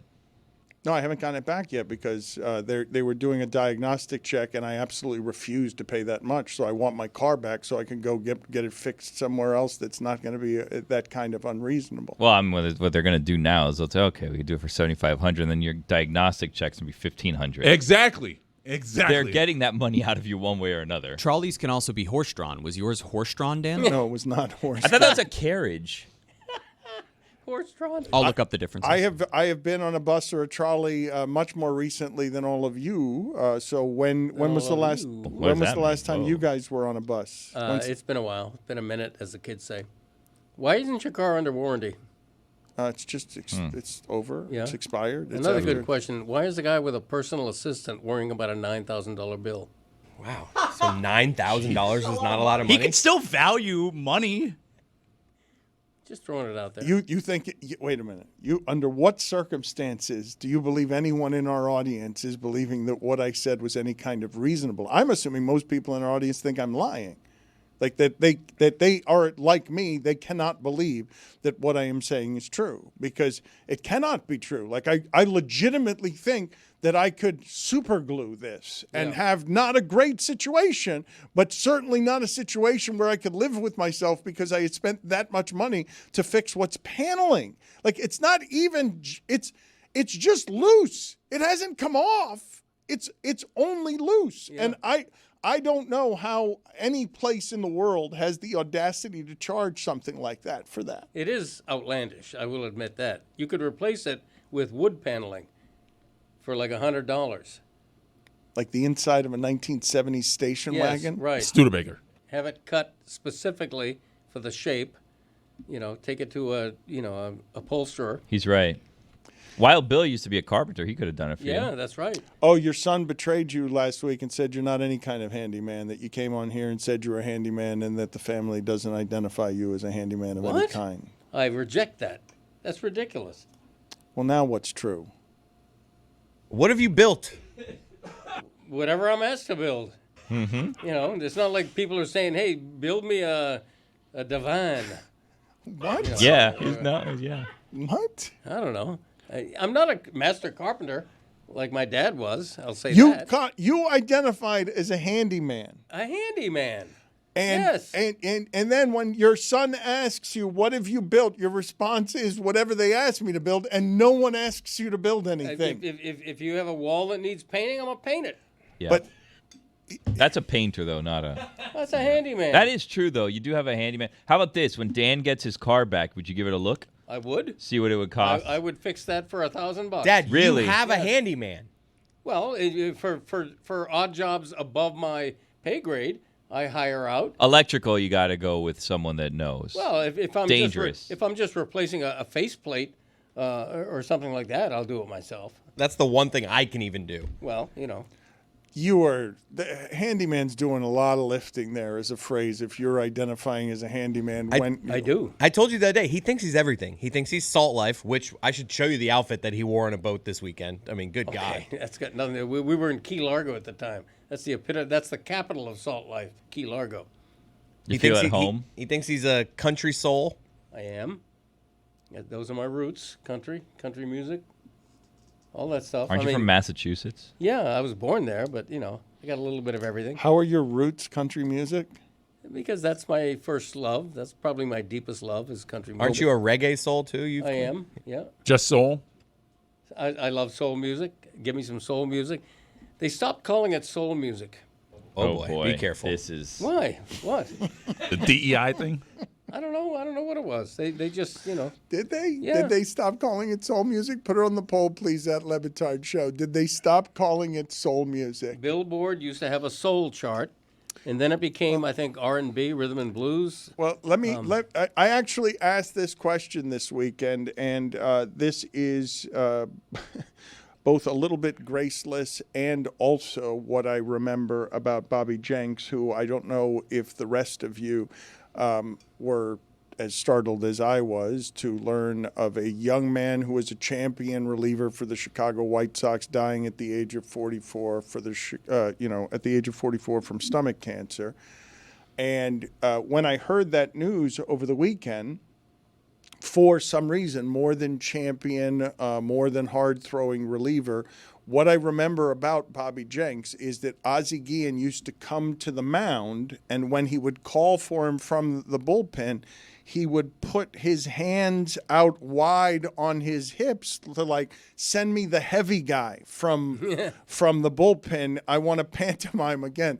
Old-fashioned baseball, doing the P for protest, writing it like you would on the steam of the mirror of your shower, and also calling for the reliever from the bullpen by going heavy guy. And so I actually, because I thought of it, I reached out to Tim Kirkshin just to ask, because I'm not watching all the baseball games, and I'm like, hey, is the fat pitcher totally extinct? Like, not endangered, extinct. Is it gone? And he's like, yeah, it's gone. That doesn't really exist anymore. That's not even something that you're going to see in baseball. I'm on it. Was there any context in your message to Kirkshin, or was it just, hey, fat pitchers, where are they at? Yes, the context was I was thinking about Bobby Jenks. Yes, but this is why I say that it's graceless, because it's a word association I do with him, but it was something that Ozzie Guillen did as a manager that always made me laugh. But that also makes sense, right? When I'm telling you last week, when we're laughing about the fact that every game there's somebody every night there's somebody jumping over the fence to steal a home run. It feels like in baseball, because the athletes have gotten so good, and the specialists have gotten so good, and so it's almost so. We talk about bygone ages. John Kruk famously said to a woman who walked up to him at a party while he was smoking a cigarette, "Hey, you're not supposed to be smoking a cigarette." She said, "You're an athlete." And he said, "I'm not an athlete, lady. I'm a baseball player." But that day's done. Like. There are studs all over that sport, and you can't get away with being a guy who's a little bit out of shape anymore, because it allows you to throw a baseball harder. Had you guys noticed that the heavy pitcher had gone extinct? At Le Batard Show, put it on the poll at Le Batard Show. Had you noticed that the heavy pitcher had gone extinct? I feel like it ended with CC Sabathia. Bartolo Colon, right? He's the final one, and now he's skinny. Sabathia got skinny at the end of his career, but yes, he was and definitely is still skinny. Yes, but it's gone, right? The heaviest player in Major League Baseball is Aaron Judge. The absurdity of that human being, like the idea that he would get better, the idea that player would get better, and I know I'm still not used to. Players all over the sport hitting what look like pop-ups to me and having them go out of the park. But that guy routinely misses the ball and it goes flying out of the park. He might end up going down in terms of his peak as the greatest right-handed hitter in the history of baseball. There has never been anyone, Yankees or otherwise, this dominant from the right side. And when you look at it, I mean, this is through 90 games of a season. So in 2022, when we thought it was going to be his peak, he was hitting 274. He had 31 home runs, 66 ribbies. Then last year, one of the greatest offensive seasons of all time, he was hitting 310 with 32 homers and 83 ribbies. Through 90 games. Through 90 games. This year, he's hitting 360 with 33 homers and 74 ribbies. And when you look at weighted runs created plus, it was 163 to 211 to 224. He just keeps getting better. And for years, scouts of opposing teams have predicted his decline. And yet he only continues to improve. I feel like it wasn't amazing. that long ago where people were questioning if he's really any good. Right. They just thought he was maybe a product of the lineup, or is this just going to be a fluke where he's just this home run hitter for one season? And he's proven over the course of his career, he's one of the greatest right-handed hitters of all time. What is his on base? Because the 468. His OPS is 1,202.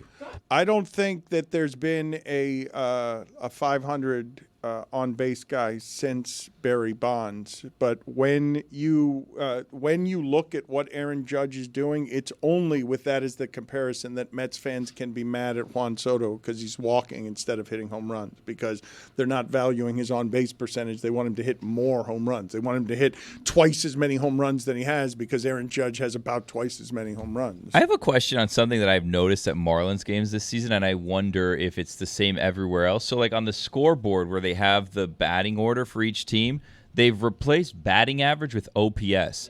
So when you go and you see who's coming up for the Marlins, you only see OPS every single time, not batting average That's anymore. stupid. It's too involved. I don't like that. It's too kids at the ballpark don't understand what that means. Can I see both sides of this? Like, I understand OPS is a better judge of it, but still put average up there. I just want to see average. We sound so old as a show. I disagree with them, and also nobody wants to watch all those 220 batting averages. Just put That's the actually OPS. why. Do you think that's why they do it? Yeah, but we're seeing like 670 OPS, and it's like, well, that's not good. It was really funny. That's a hearing great fans batting behind me average. the other day be like, "Oh my God, he's batting 930." See, we're just confusing people at this point. Yep. It's You shouldn't have to sit there and explain to your 6-year-old on base plus slugging. Slugging is this divided by this many bases. Like, come on, it's too involved. And what's with the pitch clocks? This is a timeless game. You know what I mean? Where you goes out there, and then pitchers would hit. Now we have a DH. Speaking of, you can watch the pitch Both clock on leagues, Thursdays on the Dan Le please. Batard Show with Stugotz. That's what he was doing, Jeremy. What is this? I hate that it's not that it's an old show. It's that it's a proudly dumb one. What do you mean? We know all the new baseball rules, and we just don't like them. I feel like baseball's one of our smarter shows around, our sports around here. Well Like, said. we're better with baseball than we are at most sports. I thought we fixed it. Didn't we fix baseball? Under 2 hours.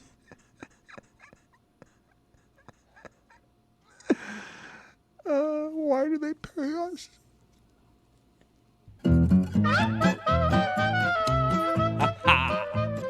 Against the spread. Against the spread. Against the Spread is presented by DraftKings. DraftKings, the crown is yours. Chris. Against the spread. Against the spread. That's a new song. Against the spread. Against the spread. Against the spread. All right, we're going to go to Major League Baseball. I was good last week. You remember Trevor Rogers? Terrible advice by me. Follow me this week. I was bad last week. Going to be good this week. Arizona Diamondbacks at Padres. Yu Darvish on the mound for the Padres against Zach Gallen. Zach Gallen, a 5-something ERA. He's lost it. I'm going with the Padres. -1.5. Against the Spread. Against the spread. Very happy music there. Yes, Trevor Rogers again threw a bunch of scoreless innings again yesterday after we said that all he does is have an ERA of 5. There are a handful of things that I need to get to before the end of the show. Do not let me forget. I need to publicly apologize for something that embarrassed me last week. Do not let me forget. to make sure that I do that before I get out of here, because I've spent enough time today not doing it. I don't know how you guys absorbed the news this weekend, and I know many of you have been tired of the way that I talk about climate change, but what happened in Central Texas is not something that we have seen a whole lot of, where you go from a death count that starts at 20 that ends up over 80 when we're talking about it now, but they still are looking for children when you get 4 months or 6, it was 4 months of rain in 6 hours, and you get no warning whatsoever when you're sending your kids to one of 18 sleepaway camps around there, that there's any possibility that you're dropping your kids off for the last time, because the water is going to sweep them away, because we just have no ability to, the way that some of these weather forecasts have been cut through some of the budget cuts, to warn people about stuff that doesn't have a precedent and doesn't feel like it has a warning. But you must have some sort of warning that if you're sending your kids to sleepaway camp, you're going to get them back. And the idea that the water could rise to levels that are between 24 and 30 feet, and the Guadalupe River would get to a point so fast that the thing that measures it breaks, that it's a record-breaking amount of height on a river where you get your family just swept away in an area or a region where no one expected it. It feels like we're playing like the world's most negative lottery with natural disasters, where you just don't know where it is that you can put people that you love and have them be safe. This is unimaginable. We live in South Florida, where we are subject to hurricanes, but we're almost lucky in that we get 4 or 5 days of gradual notice when a hurricane is advancing and whether or not it's going to hit us directly. This was just out of nowhere, seemingly. And as these weather catastrophes become more and more common, weather forecasting and meteorology should be something that we prioritize as a public safety. You say that we have a warning for hurricanes, but I wonder, when things like this happen, what these kinds of cuts to budget cuts to our forecasts will mean in terms of the accuracy of any and all of these things, given that I'm next to certain that none of those people had any sort of idea that that would even be possible, that you would get 4 months of rain in 6 hours. I need some sort of palate cleanser, some sort of sorbet to allow me to segue from the lack of safety of the moment to something happier. So can you get me the stat of the day music, please? Start of the day, it is the start of the day. Start of the day, start of the day, it is the start of the day. Start of the day, start of the day, it is the start of the day. Start of the day, start of the day, it is the start of the day.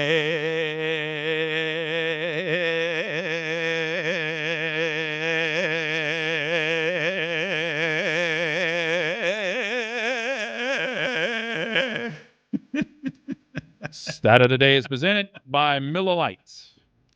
This is from Warren Sharp, and I feel bad for Warren Sharp, because now I associate him with coming on our show, me saying endlessly what an expert he is at football, how great his information is, and then he had his worst week ever giving information to an audience and offered all of our listeners a refund because he went like 1-11 or 0-12 or something. But this stat's amazing. Alexander Mattison had 9 rushes inside the 5-yard line last season. You want to guess what his numbers were? 9 rushes inside of the 5-yard line. 9 yards. Well, it was 0 yards. It's actually worse than 0 yards. It's 0 touchdowns. It's -7 yards. Wow. That is the worst anybody's been in 25 years carrying the ball inside the 5-yard line. Most people, when they have that many carries, get at least a total of 2 yards. Most people get at least a total of -2 yards. He gets -7 yards. That's kind of amazing, is it not? You go home at night as a running back and you have someone print that and you're mad at that person, correct? You have someone put that information in the public and it embarrasses you. I believe isn't his nickname the sous chef? Wasn't his name because he played behind Dalvin Cook? Do you remember there was that one game where Jerome Bettis had 5 carries for 1 yard and 3 touchdowns? Was that a Super Bowl? According to Google, Alexander Mattison's nickname is Deuce. Yeah. So close. I'm pretty sure. Go look up nickname sous chef and see if you find anything. Without seeing it written down, just hearing the name Alexander Mattison, I would say, yeah, he signed the Declaration of Independence. Yeah. It's a good question. Put it on the poll at Le Batard Show. Alexander Mattison, -7 yards inside the 5-yard line, or sign the Declaration of Independence? When you see it written, though, you know running back. When you hear it, you say, yeah, he signed that thing. I want you to look up for me the nickname sous chef, and I want to see if you guys have to take it back, because I wouldn't make up that. I didn't make it up. It's Dalvin Cook was the running back. He cooked, see? And so when you need somebody behind him to get you -7 yards on 9 carries from inside the 5-yard line, 0 touchdowns, you would agree, Greg Cote, that that's damn near impossible to do. I think that if you put me in a uniform and handed me the ball and I fell forward to where the quarterback is, I would have about those same stats for 9 carries. I think you would. I think Greg is actually right. Zaslow, you're sitting here laughing, but I do believe that if Greg just took the ball and curled up in the fetal position near the quarterback's legs, right, he would have about -7 yards. Right. I just feel like he would have such a hard time getting up. Well, I mean me at my age. I don't even mean me in my 20s. I could do that now. That's almost impossible to be that athletic and that big and have those stats. Well, he's very athletic. I wouldn't say he's that big. And I see that my entire team is now searching the entire internet for sous chef. But I'm not convinced that Chris knows how to spell Sue. Right. I got there. I was thinking the same thing. I did stumble upon a random tweet, a random person who tweeted, quote, "No one calls Alexander Mattison a sous chef." Randomly. But somebody must have said it someone to tweet, no one calls him that. The reason I know it is because they said it on the Red Zone. It's the only reason that I know that is because I'm like, oh, that's clever. Because I didn't know what a sous chef was. It's how Alexander Mattison is the one who taught me what a sous chef was, because I did not know or understand the nickname and had to go look it up. You haven't seen, cooking movies? I know nothing about cooking. You wouldn't know it from looking at my swollen face. Ratatouille? Popcorn. I don't know anything about cooking. Thank you, Billy, for that fake sincerity. I found a chef, Paul Madison. Is that helpful? This tweet that I found was on Sunday at 1:33 p.m. So that means he must have also heard this on Sunday? Red Zone. No, it was in 2021, but it was on a Sunday at 1:33 p.m. And he tweeted, "No one calls him sous chef," so he must have been called sous chef on Red Zone. This checks out for me. Dan was right. Close enough. Thank you. What date was it? Let's see if he was playing at that time. It was October 17th, 2021. All right, I'm on it. Appreciate the support, Billy. I don't appreciate anything that you're doing right now. Fact checking? I'm sorry. Are we not in the industry of truths? We are. I guess we're not. I don't know. October 17th, what now? I read, thank you for looking up all those facts. I also read, and I don't know whether or not you guys would find this surprising at all, because I know how many people all across America are feeling the difference between wealthy people and people who are not wealthy, and in general, the feelings of inflation that seem overwhelming at times. But Bloomberg is saying that more than a third of Americans making $250,000 a year are living paycheck to paycheck. And I thought that was stunning. I thought even understanding that there are very few frustrations that anyone listening to this has that are going to be larger than I can't pay my bills, or there's nothing that I can do with my finances or my work to get out ahead of the rising price of things. Bloomberg saying that more than a third of Americans making $250,000 a year as a household are living paycheck to paycheck. That surprised me. I can't fathom it because it seems to me that if that's the case, you must be living over your means. In other words, you must be living like millionaires when you're not a millionaire. You know what I mean? Like how else would somebody get in that situation making that kind of money? People, the average guy making $60,000 a year can't fathom that.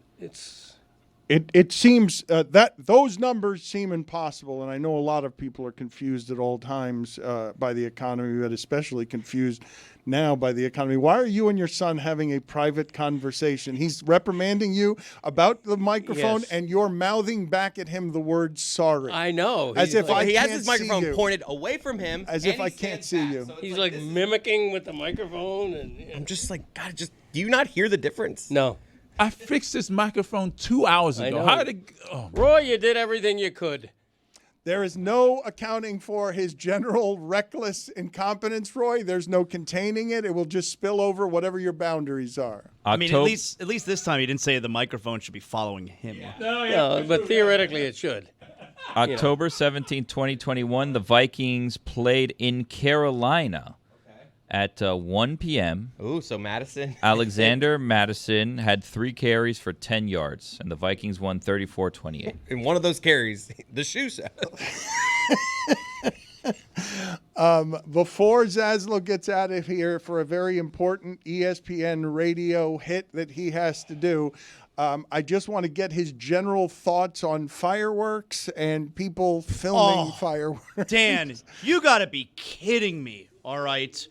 You want to enjoy your fireworks? Fine. Can we live in the now? Can you enjoy the moment? These people who are recording on their iPhone, all of a sudden they're photographers, they're cameramen, they're recording the fireworks.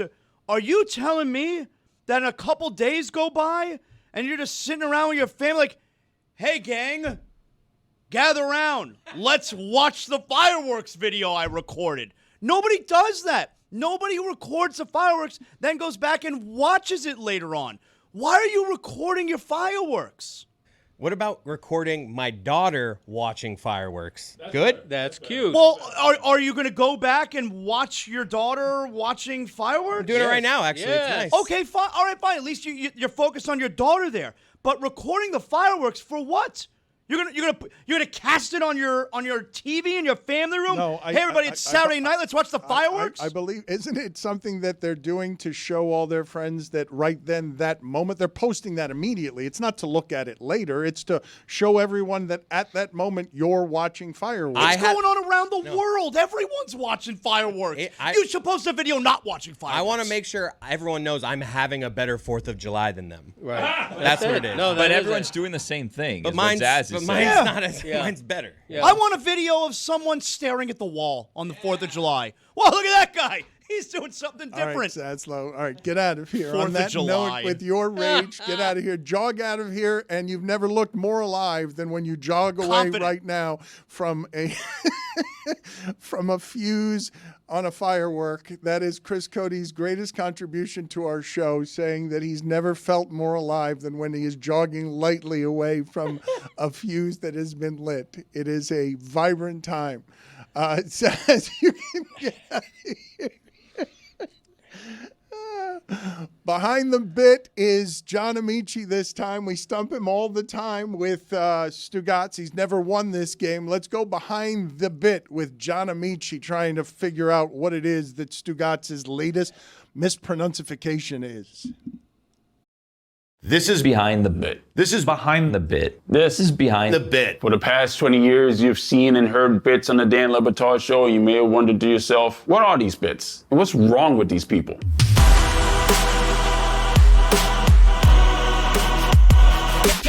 Who Who is John Amici? John Amici was a former NBA player and just a very intellectual man who, I don't want to say doesn't have a sense of humor, because I don't think that's fair to John, but John takes himself more seriously than we would take ourselves, I would say.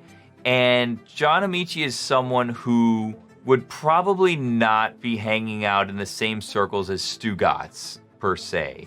So he's a very well-read man. He wasn't knighted officially, but he has like a British royal title of sorts, and just is into very smart things that go above the heads of all of us. Levy scored the first ever points at the Miami Heat's newer arena. He was a close friend of Dan's. He made headlines once he retired when he penned a book where he came out to the nation. John Amici had a really strong relationship with Dan. They were good friends, and he was someone that was always so intelligent and wonderful to have them weigh in on big, important societal topics on our show.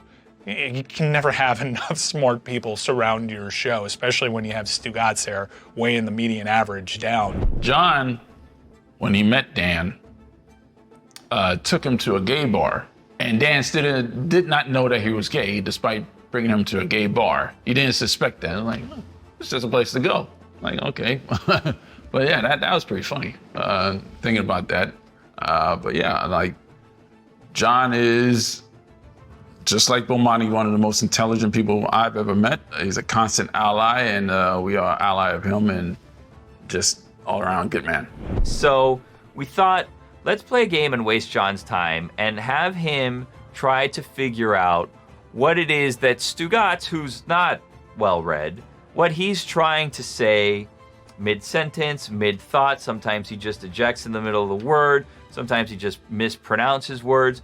So what we would do is we would save a bunch of clips of Stugotz just not saying words the right way, and then horrify John Amici, who speaks perfect English. And John was terrible at this game. And I think he was frustrated because, you know, as an NBA player, as someone who's a successful businessman, he has succeeded at many things in life. And this is just one that we knew he was not going to succeed at. And I think it drove him nuts that this dumb game always got the best of him.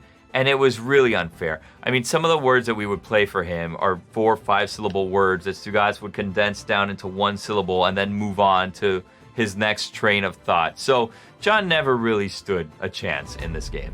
What is the first mispronunciation from Stugotz? Analysis. Dallas or analysis? See, I think it's Dallas, but that's too simple. Analysis? That's what I would have guessed. Wow, spot on. That would have been my guess. Formula. It's either formula, but having said that, I can't imagine a context in which Stugotz would have to say that word. Formidable. All right, you are overthinking this. I think it's formidable. Despite Dan trying to help you out, it is formula. Oh, no. Oh, no. Drum. Well, come on now. Drum. I've absolutely got nothing. Drawer. That is a tragedy right there. Hermaphrodites. Oh. Hermaphrodites. Hermaphrodites. Yes, of course. Ah, there we go. Of course. Oh. Of course. What do you mean? Oh, God. Oh, I hate you so much right now. Merce. Is it most, or is it... Well, that's not my final answer. I'm going to go with mist. It's most. Oh, my God. Holy shit. I was robbed. You were not robbed. You made your own decisions. I'm sorry, that was robbed. You made your own life choices. You had victory in your hands and you let it go. How did this one start? Stugotz just pronounces things very poorly for a broadcaster. And John Amici is so smart, so the idea of him trying to guess what language it is I'm speaking. Yes. And what words are coming out of my mouth is funny. It's such a great idea because all it is us taking things that have been said in the natural flow of Stugotz broadcasting as Stugotz, and he doesn't finish all of his words, and he tries to get to the next thought a little faster before he's finished the other one. Small all windows. And so words get jumbled up, and so we had an endless library of things that Stugotz had mispronounced. What I always loved about that segment is Mike would give him an easy one, like a fastball right down the middle, just so he can gain some confidence to think this is the time I'm going to win the game. Meech has never won the game. Did he win once? Well, he claims that he's won. Once. I'm not The certain. only times he's won is when we've made terrible mistakes somehow. Right. It's not because he ever deserves to win. But Mike would groove the first 1 or 2 in, and then the next 3, change-ups, curveballs, everything. Impossible. And Meech is swinging and flailing and falling to the ground. Yes, And he can't win. He can't win I'm that undefeated. game. He always wins. Dan and Stu talked about it being like a palate cleanser. Did you create this bit, Mike? I just knew that we needed a device. Our show is really good at getting people in the tent and with nonsense. And then while they're in the tent, we'll have an important discussion.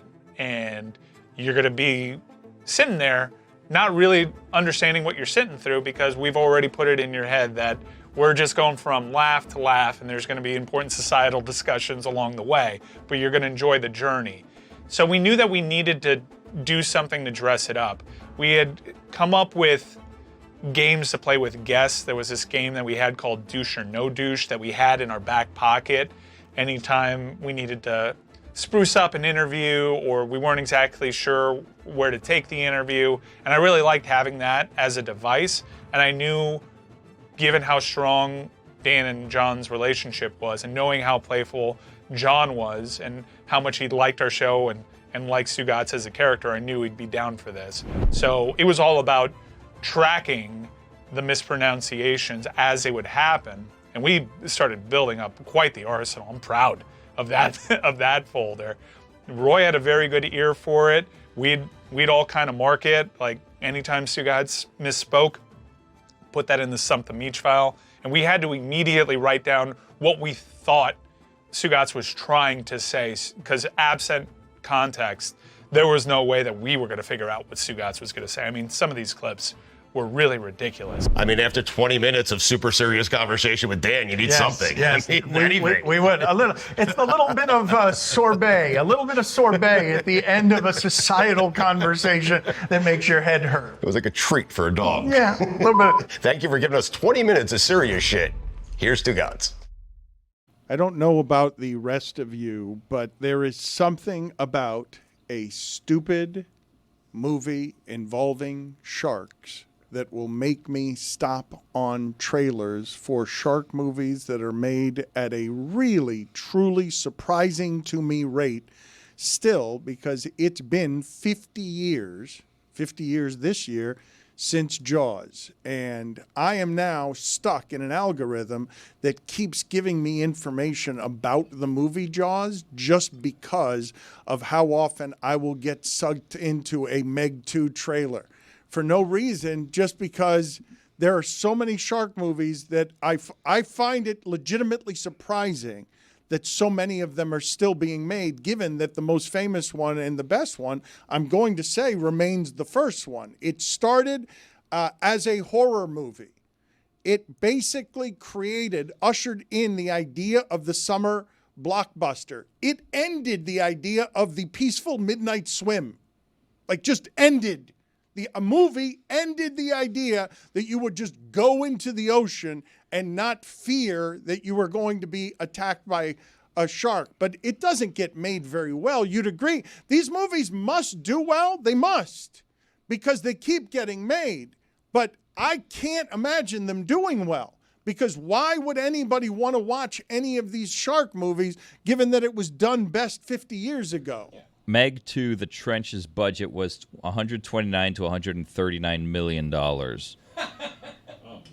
Box office for Meg 2, The Trench, $397.8 million.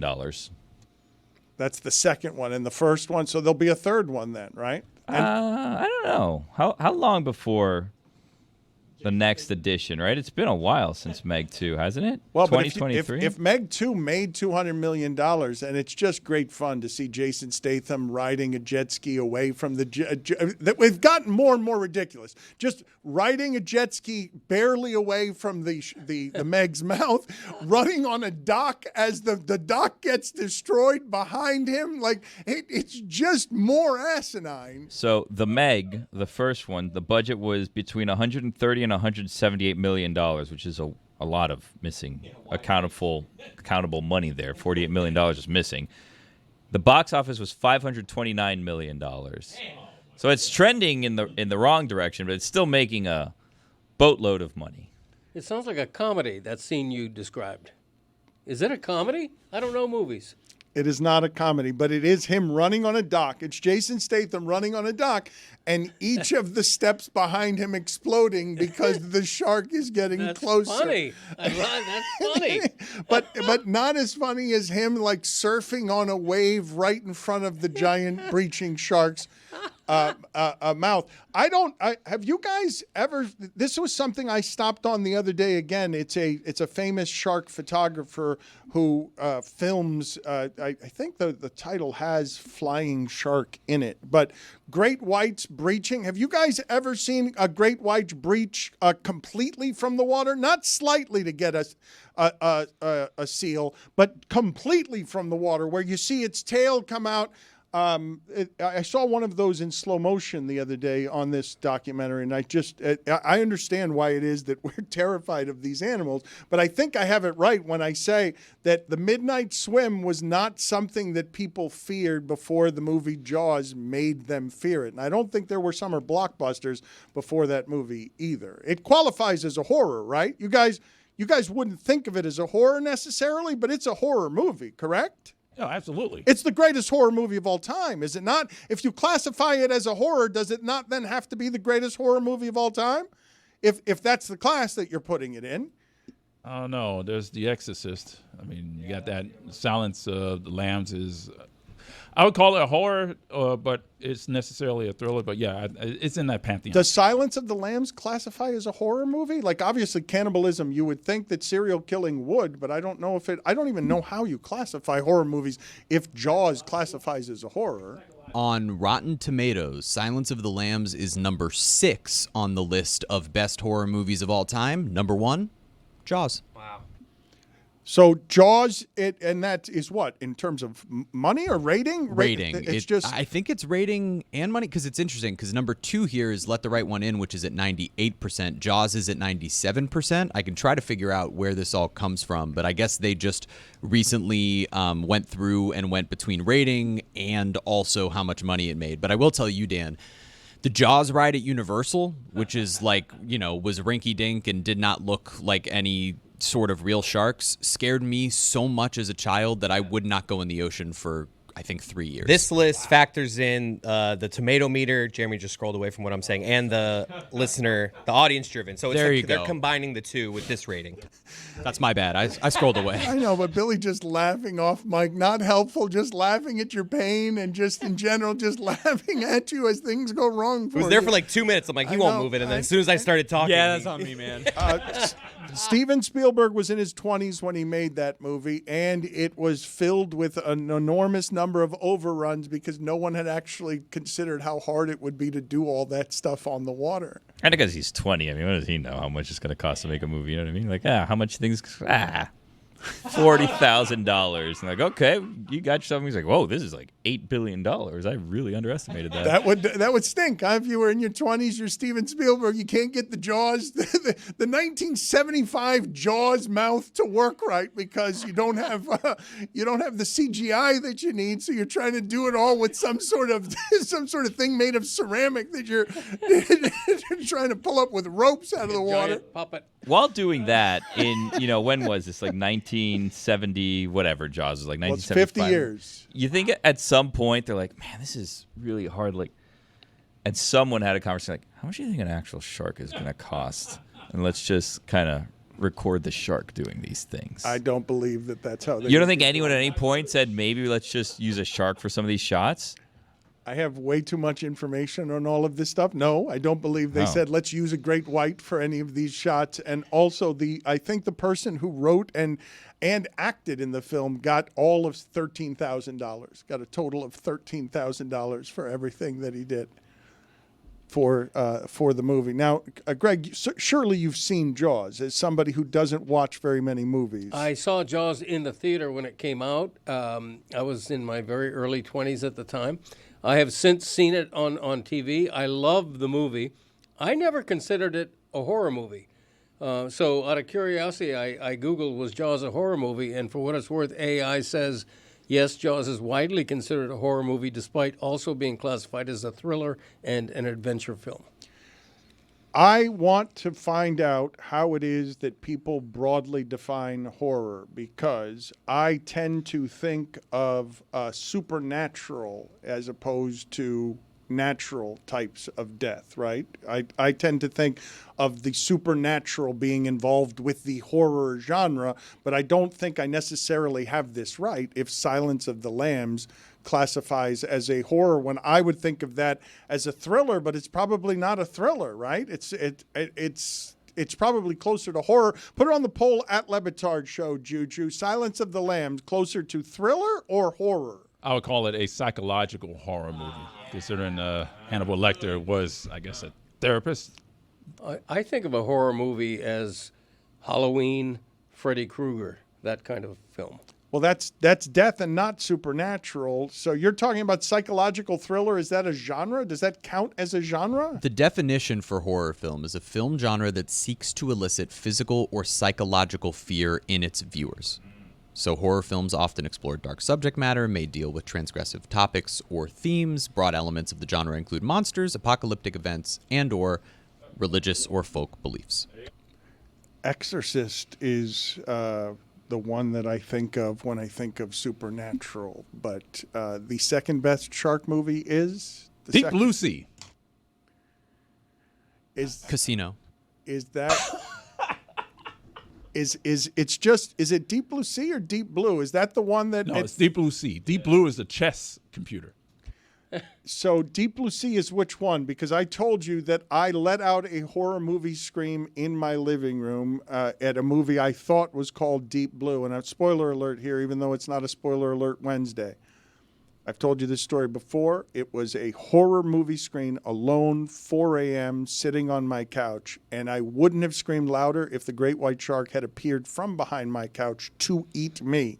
At that moment, I was so surprised. 10 minutes in, spoiler alert, Samuel Jackson getting eaten with a breaching shark that ate him. That's Deep Blue Sea? Yes, sir. That is Deep Blue Sea. Samuel L. Jackson is in that movie. Yeah, Deep Blue is rated G.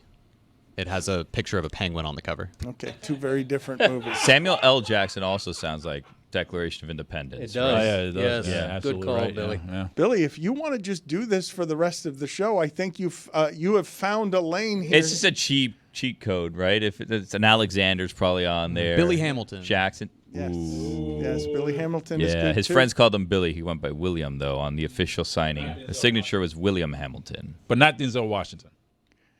What about Ron Washington? Ronald Washington, yes. Thomas Jefferson? What is that? I know. I'm intentionally not playing the game right. Richard Jefferson. But why? Richard Jefferson's George good. Washington? I don't know. No, but yes, you guys can do this with. The reason Alexander Mattison was good is because the last name wouldn't be on the Declaration of Independence, but the Madison felt like the right syllable count. Somehow Hank Blaylock feels like it counts. Yeah. I could see that. Hank Blaylock. No, Henry Hank. Blaylock? Henry Blaylock for There's no sure. Hanks back then. Henry Blaylock the Fourth. Well, his friends called him Hank, though. Right. Yeah. Thomas Hank. Forgot the S. Do you guys have... I remembered right at the last minute. Yeah. Yeah. It's Tom Hanks, the actor. Yeah, we got you. Thank you, Billy. It wasn't annoying enough. You had to go a little extra. Little extra. Chet Hanks. Doesn't sound like he signed the Declaration of Independence. Chester Hanks. Closer. Oh, his name's Thomas Jeffrey Hanks. For sure signed. Yeah. Back to you. You guys are doing Samuel L. Jackson only because of the L, right? It's not the Samuel or the Jackson. Samuel fits. Yeah. And Jackson fits. Steven Adams. Yeah, That's Steven nice. Adams, but not But Steve. you guys are now just doing presidential Stephen A. names. Smith. Like, you guys are... Again, Alexander Mattison works because it's the last name that... Stephen Morris. Stephen Morris? Borderline. I feel like you need either more of a syllable count. You guys are cheating when you do just the president's names. Like when you do Washington and Jefferson, like... Yeah, that's the game. Like J.B. Bickerstaff doesn't sound like he signed the Declaration of Independence, but he has the initials at the beginning. We have a president that was named Alexander, right? But Jason Taylor. I feel like we need more. We need more syllables than that. Jason, there's not a. I don't know if Herb Dean. There's no way there. Ooh. Are we sure that there was a Jason in 1776? I don't think there No, that's was. a great point. I'm about to look up the origins of that. It's a name. biblical name. Also, Jason there were no is? Brads. Yes. Feels like a newer name. Nah, I can't see Jason in the Bible. Well, there it's settled. Jay?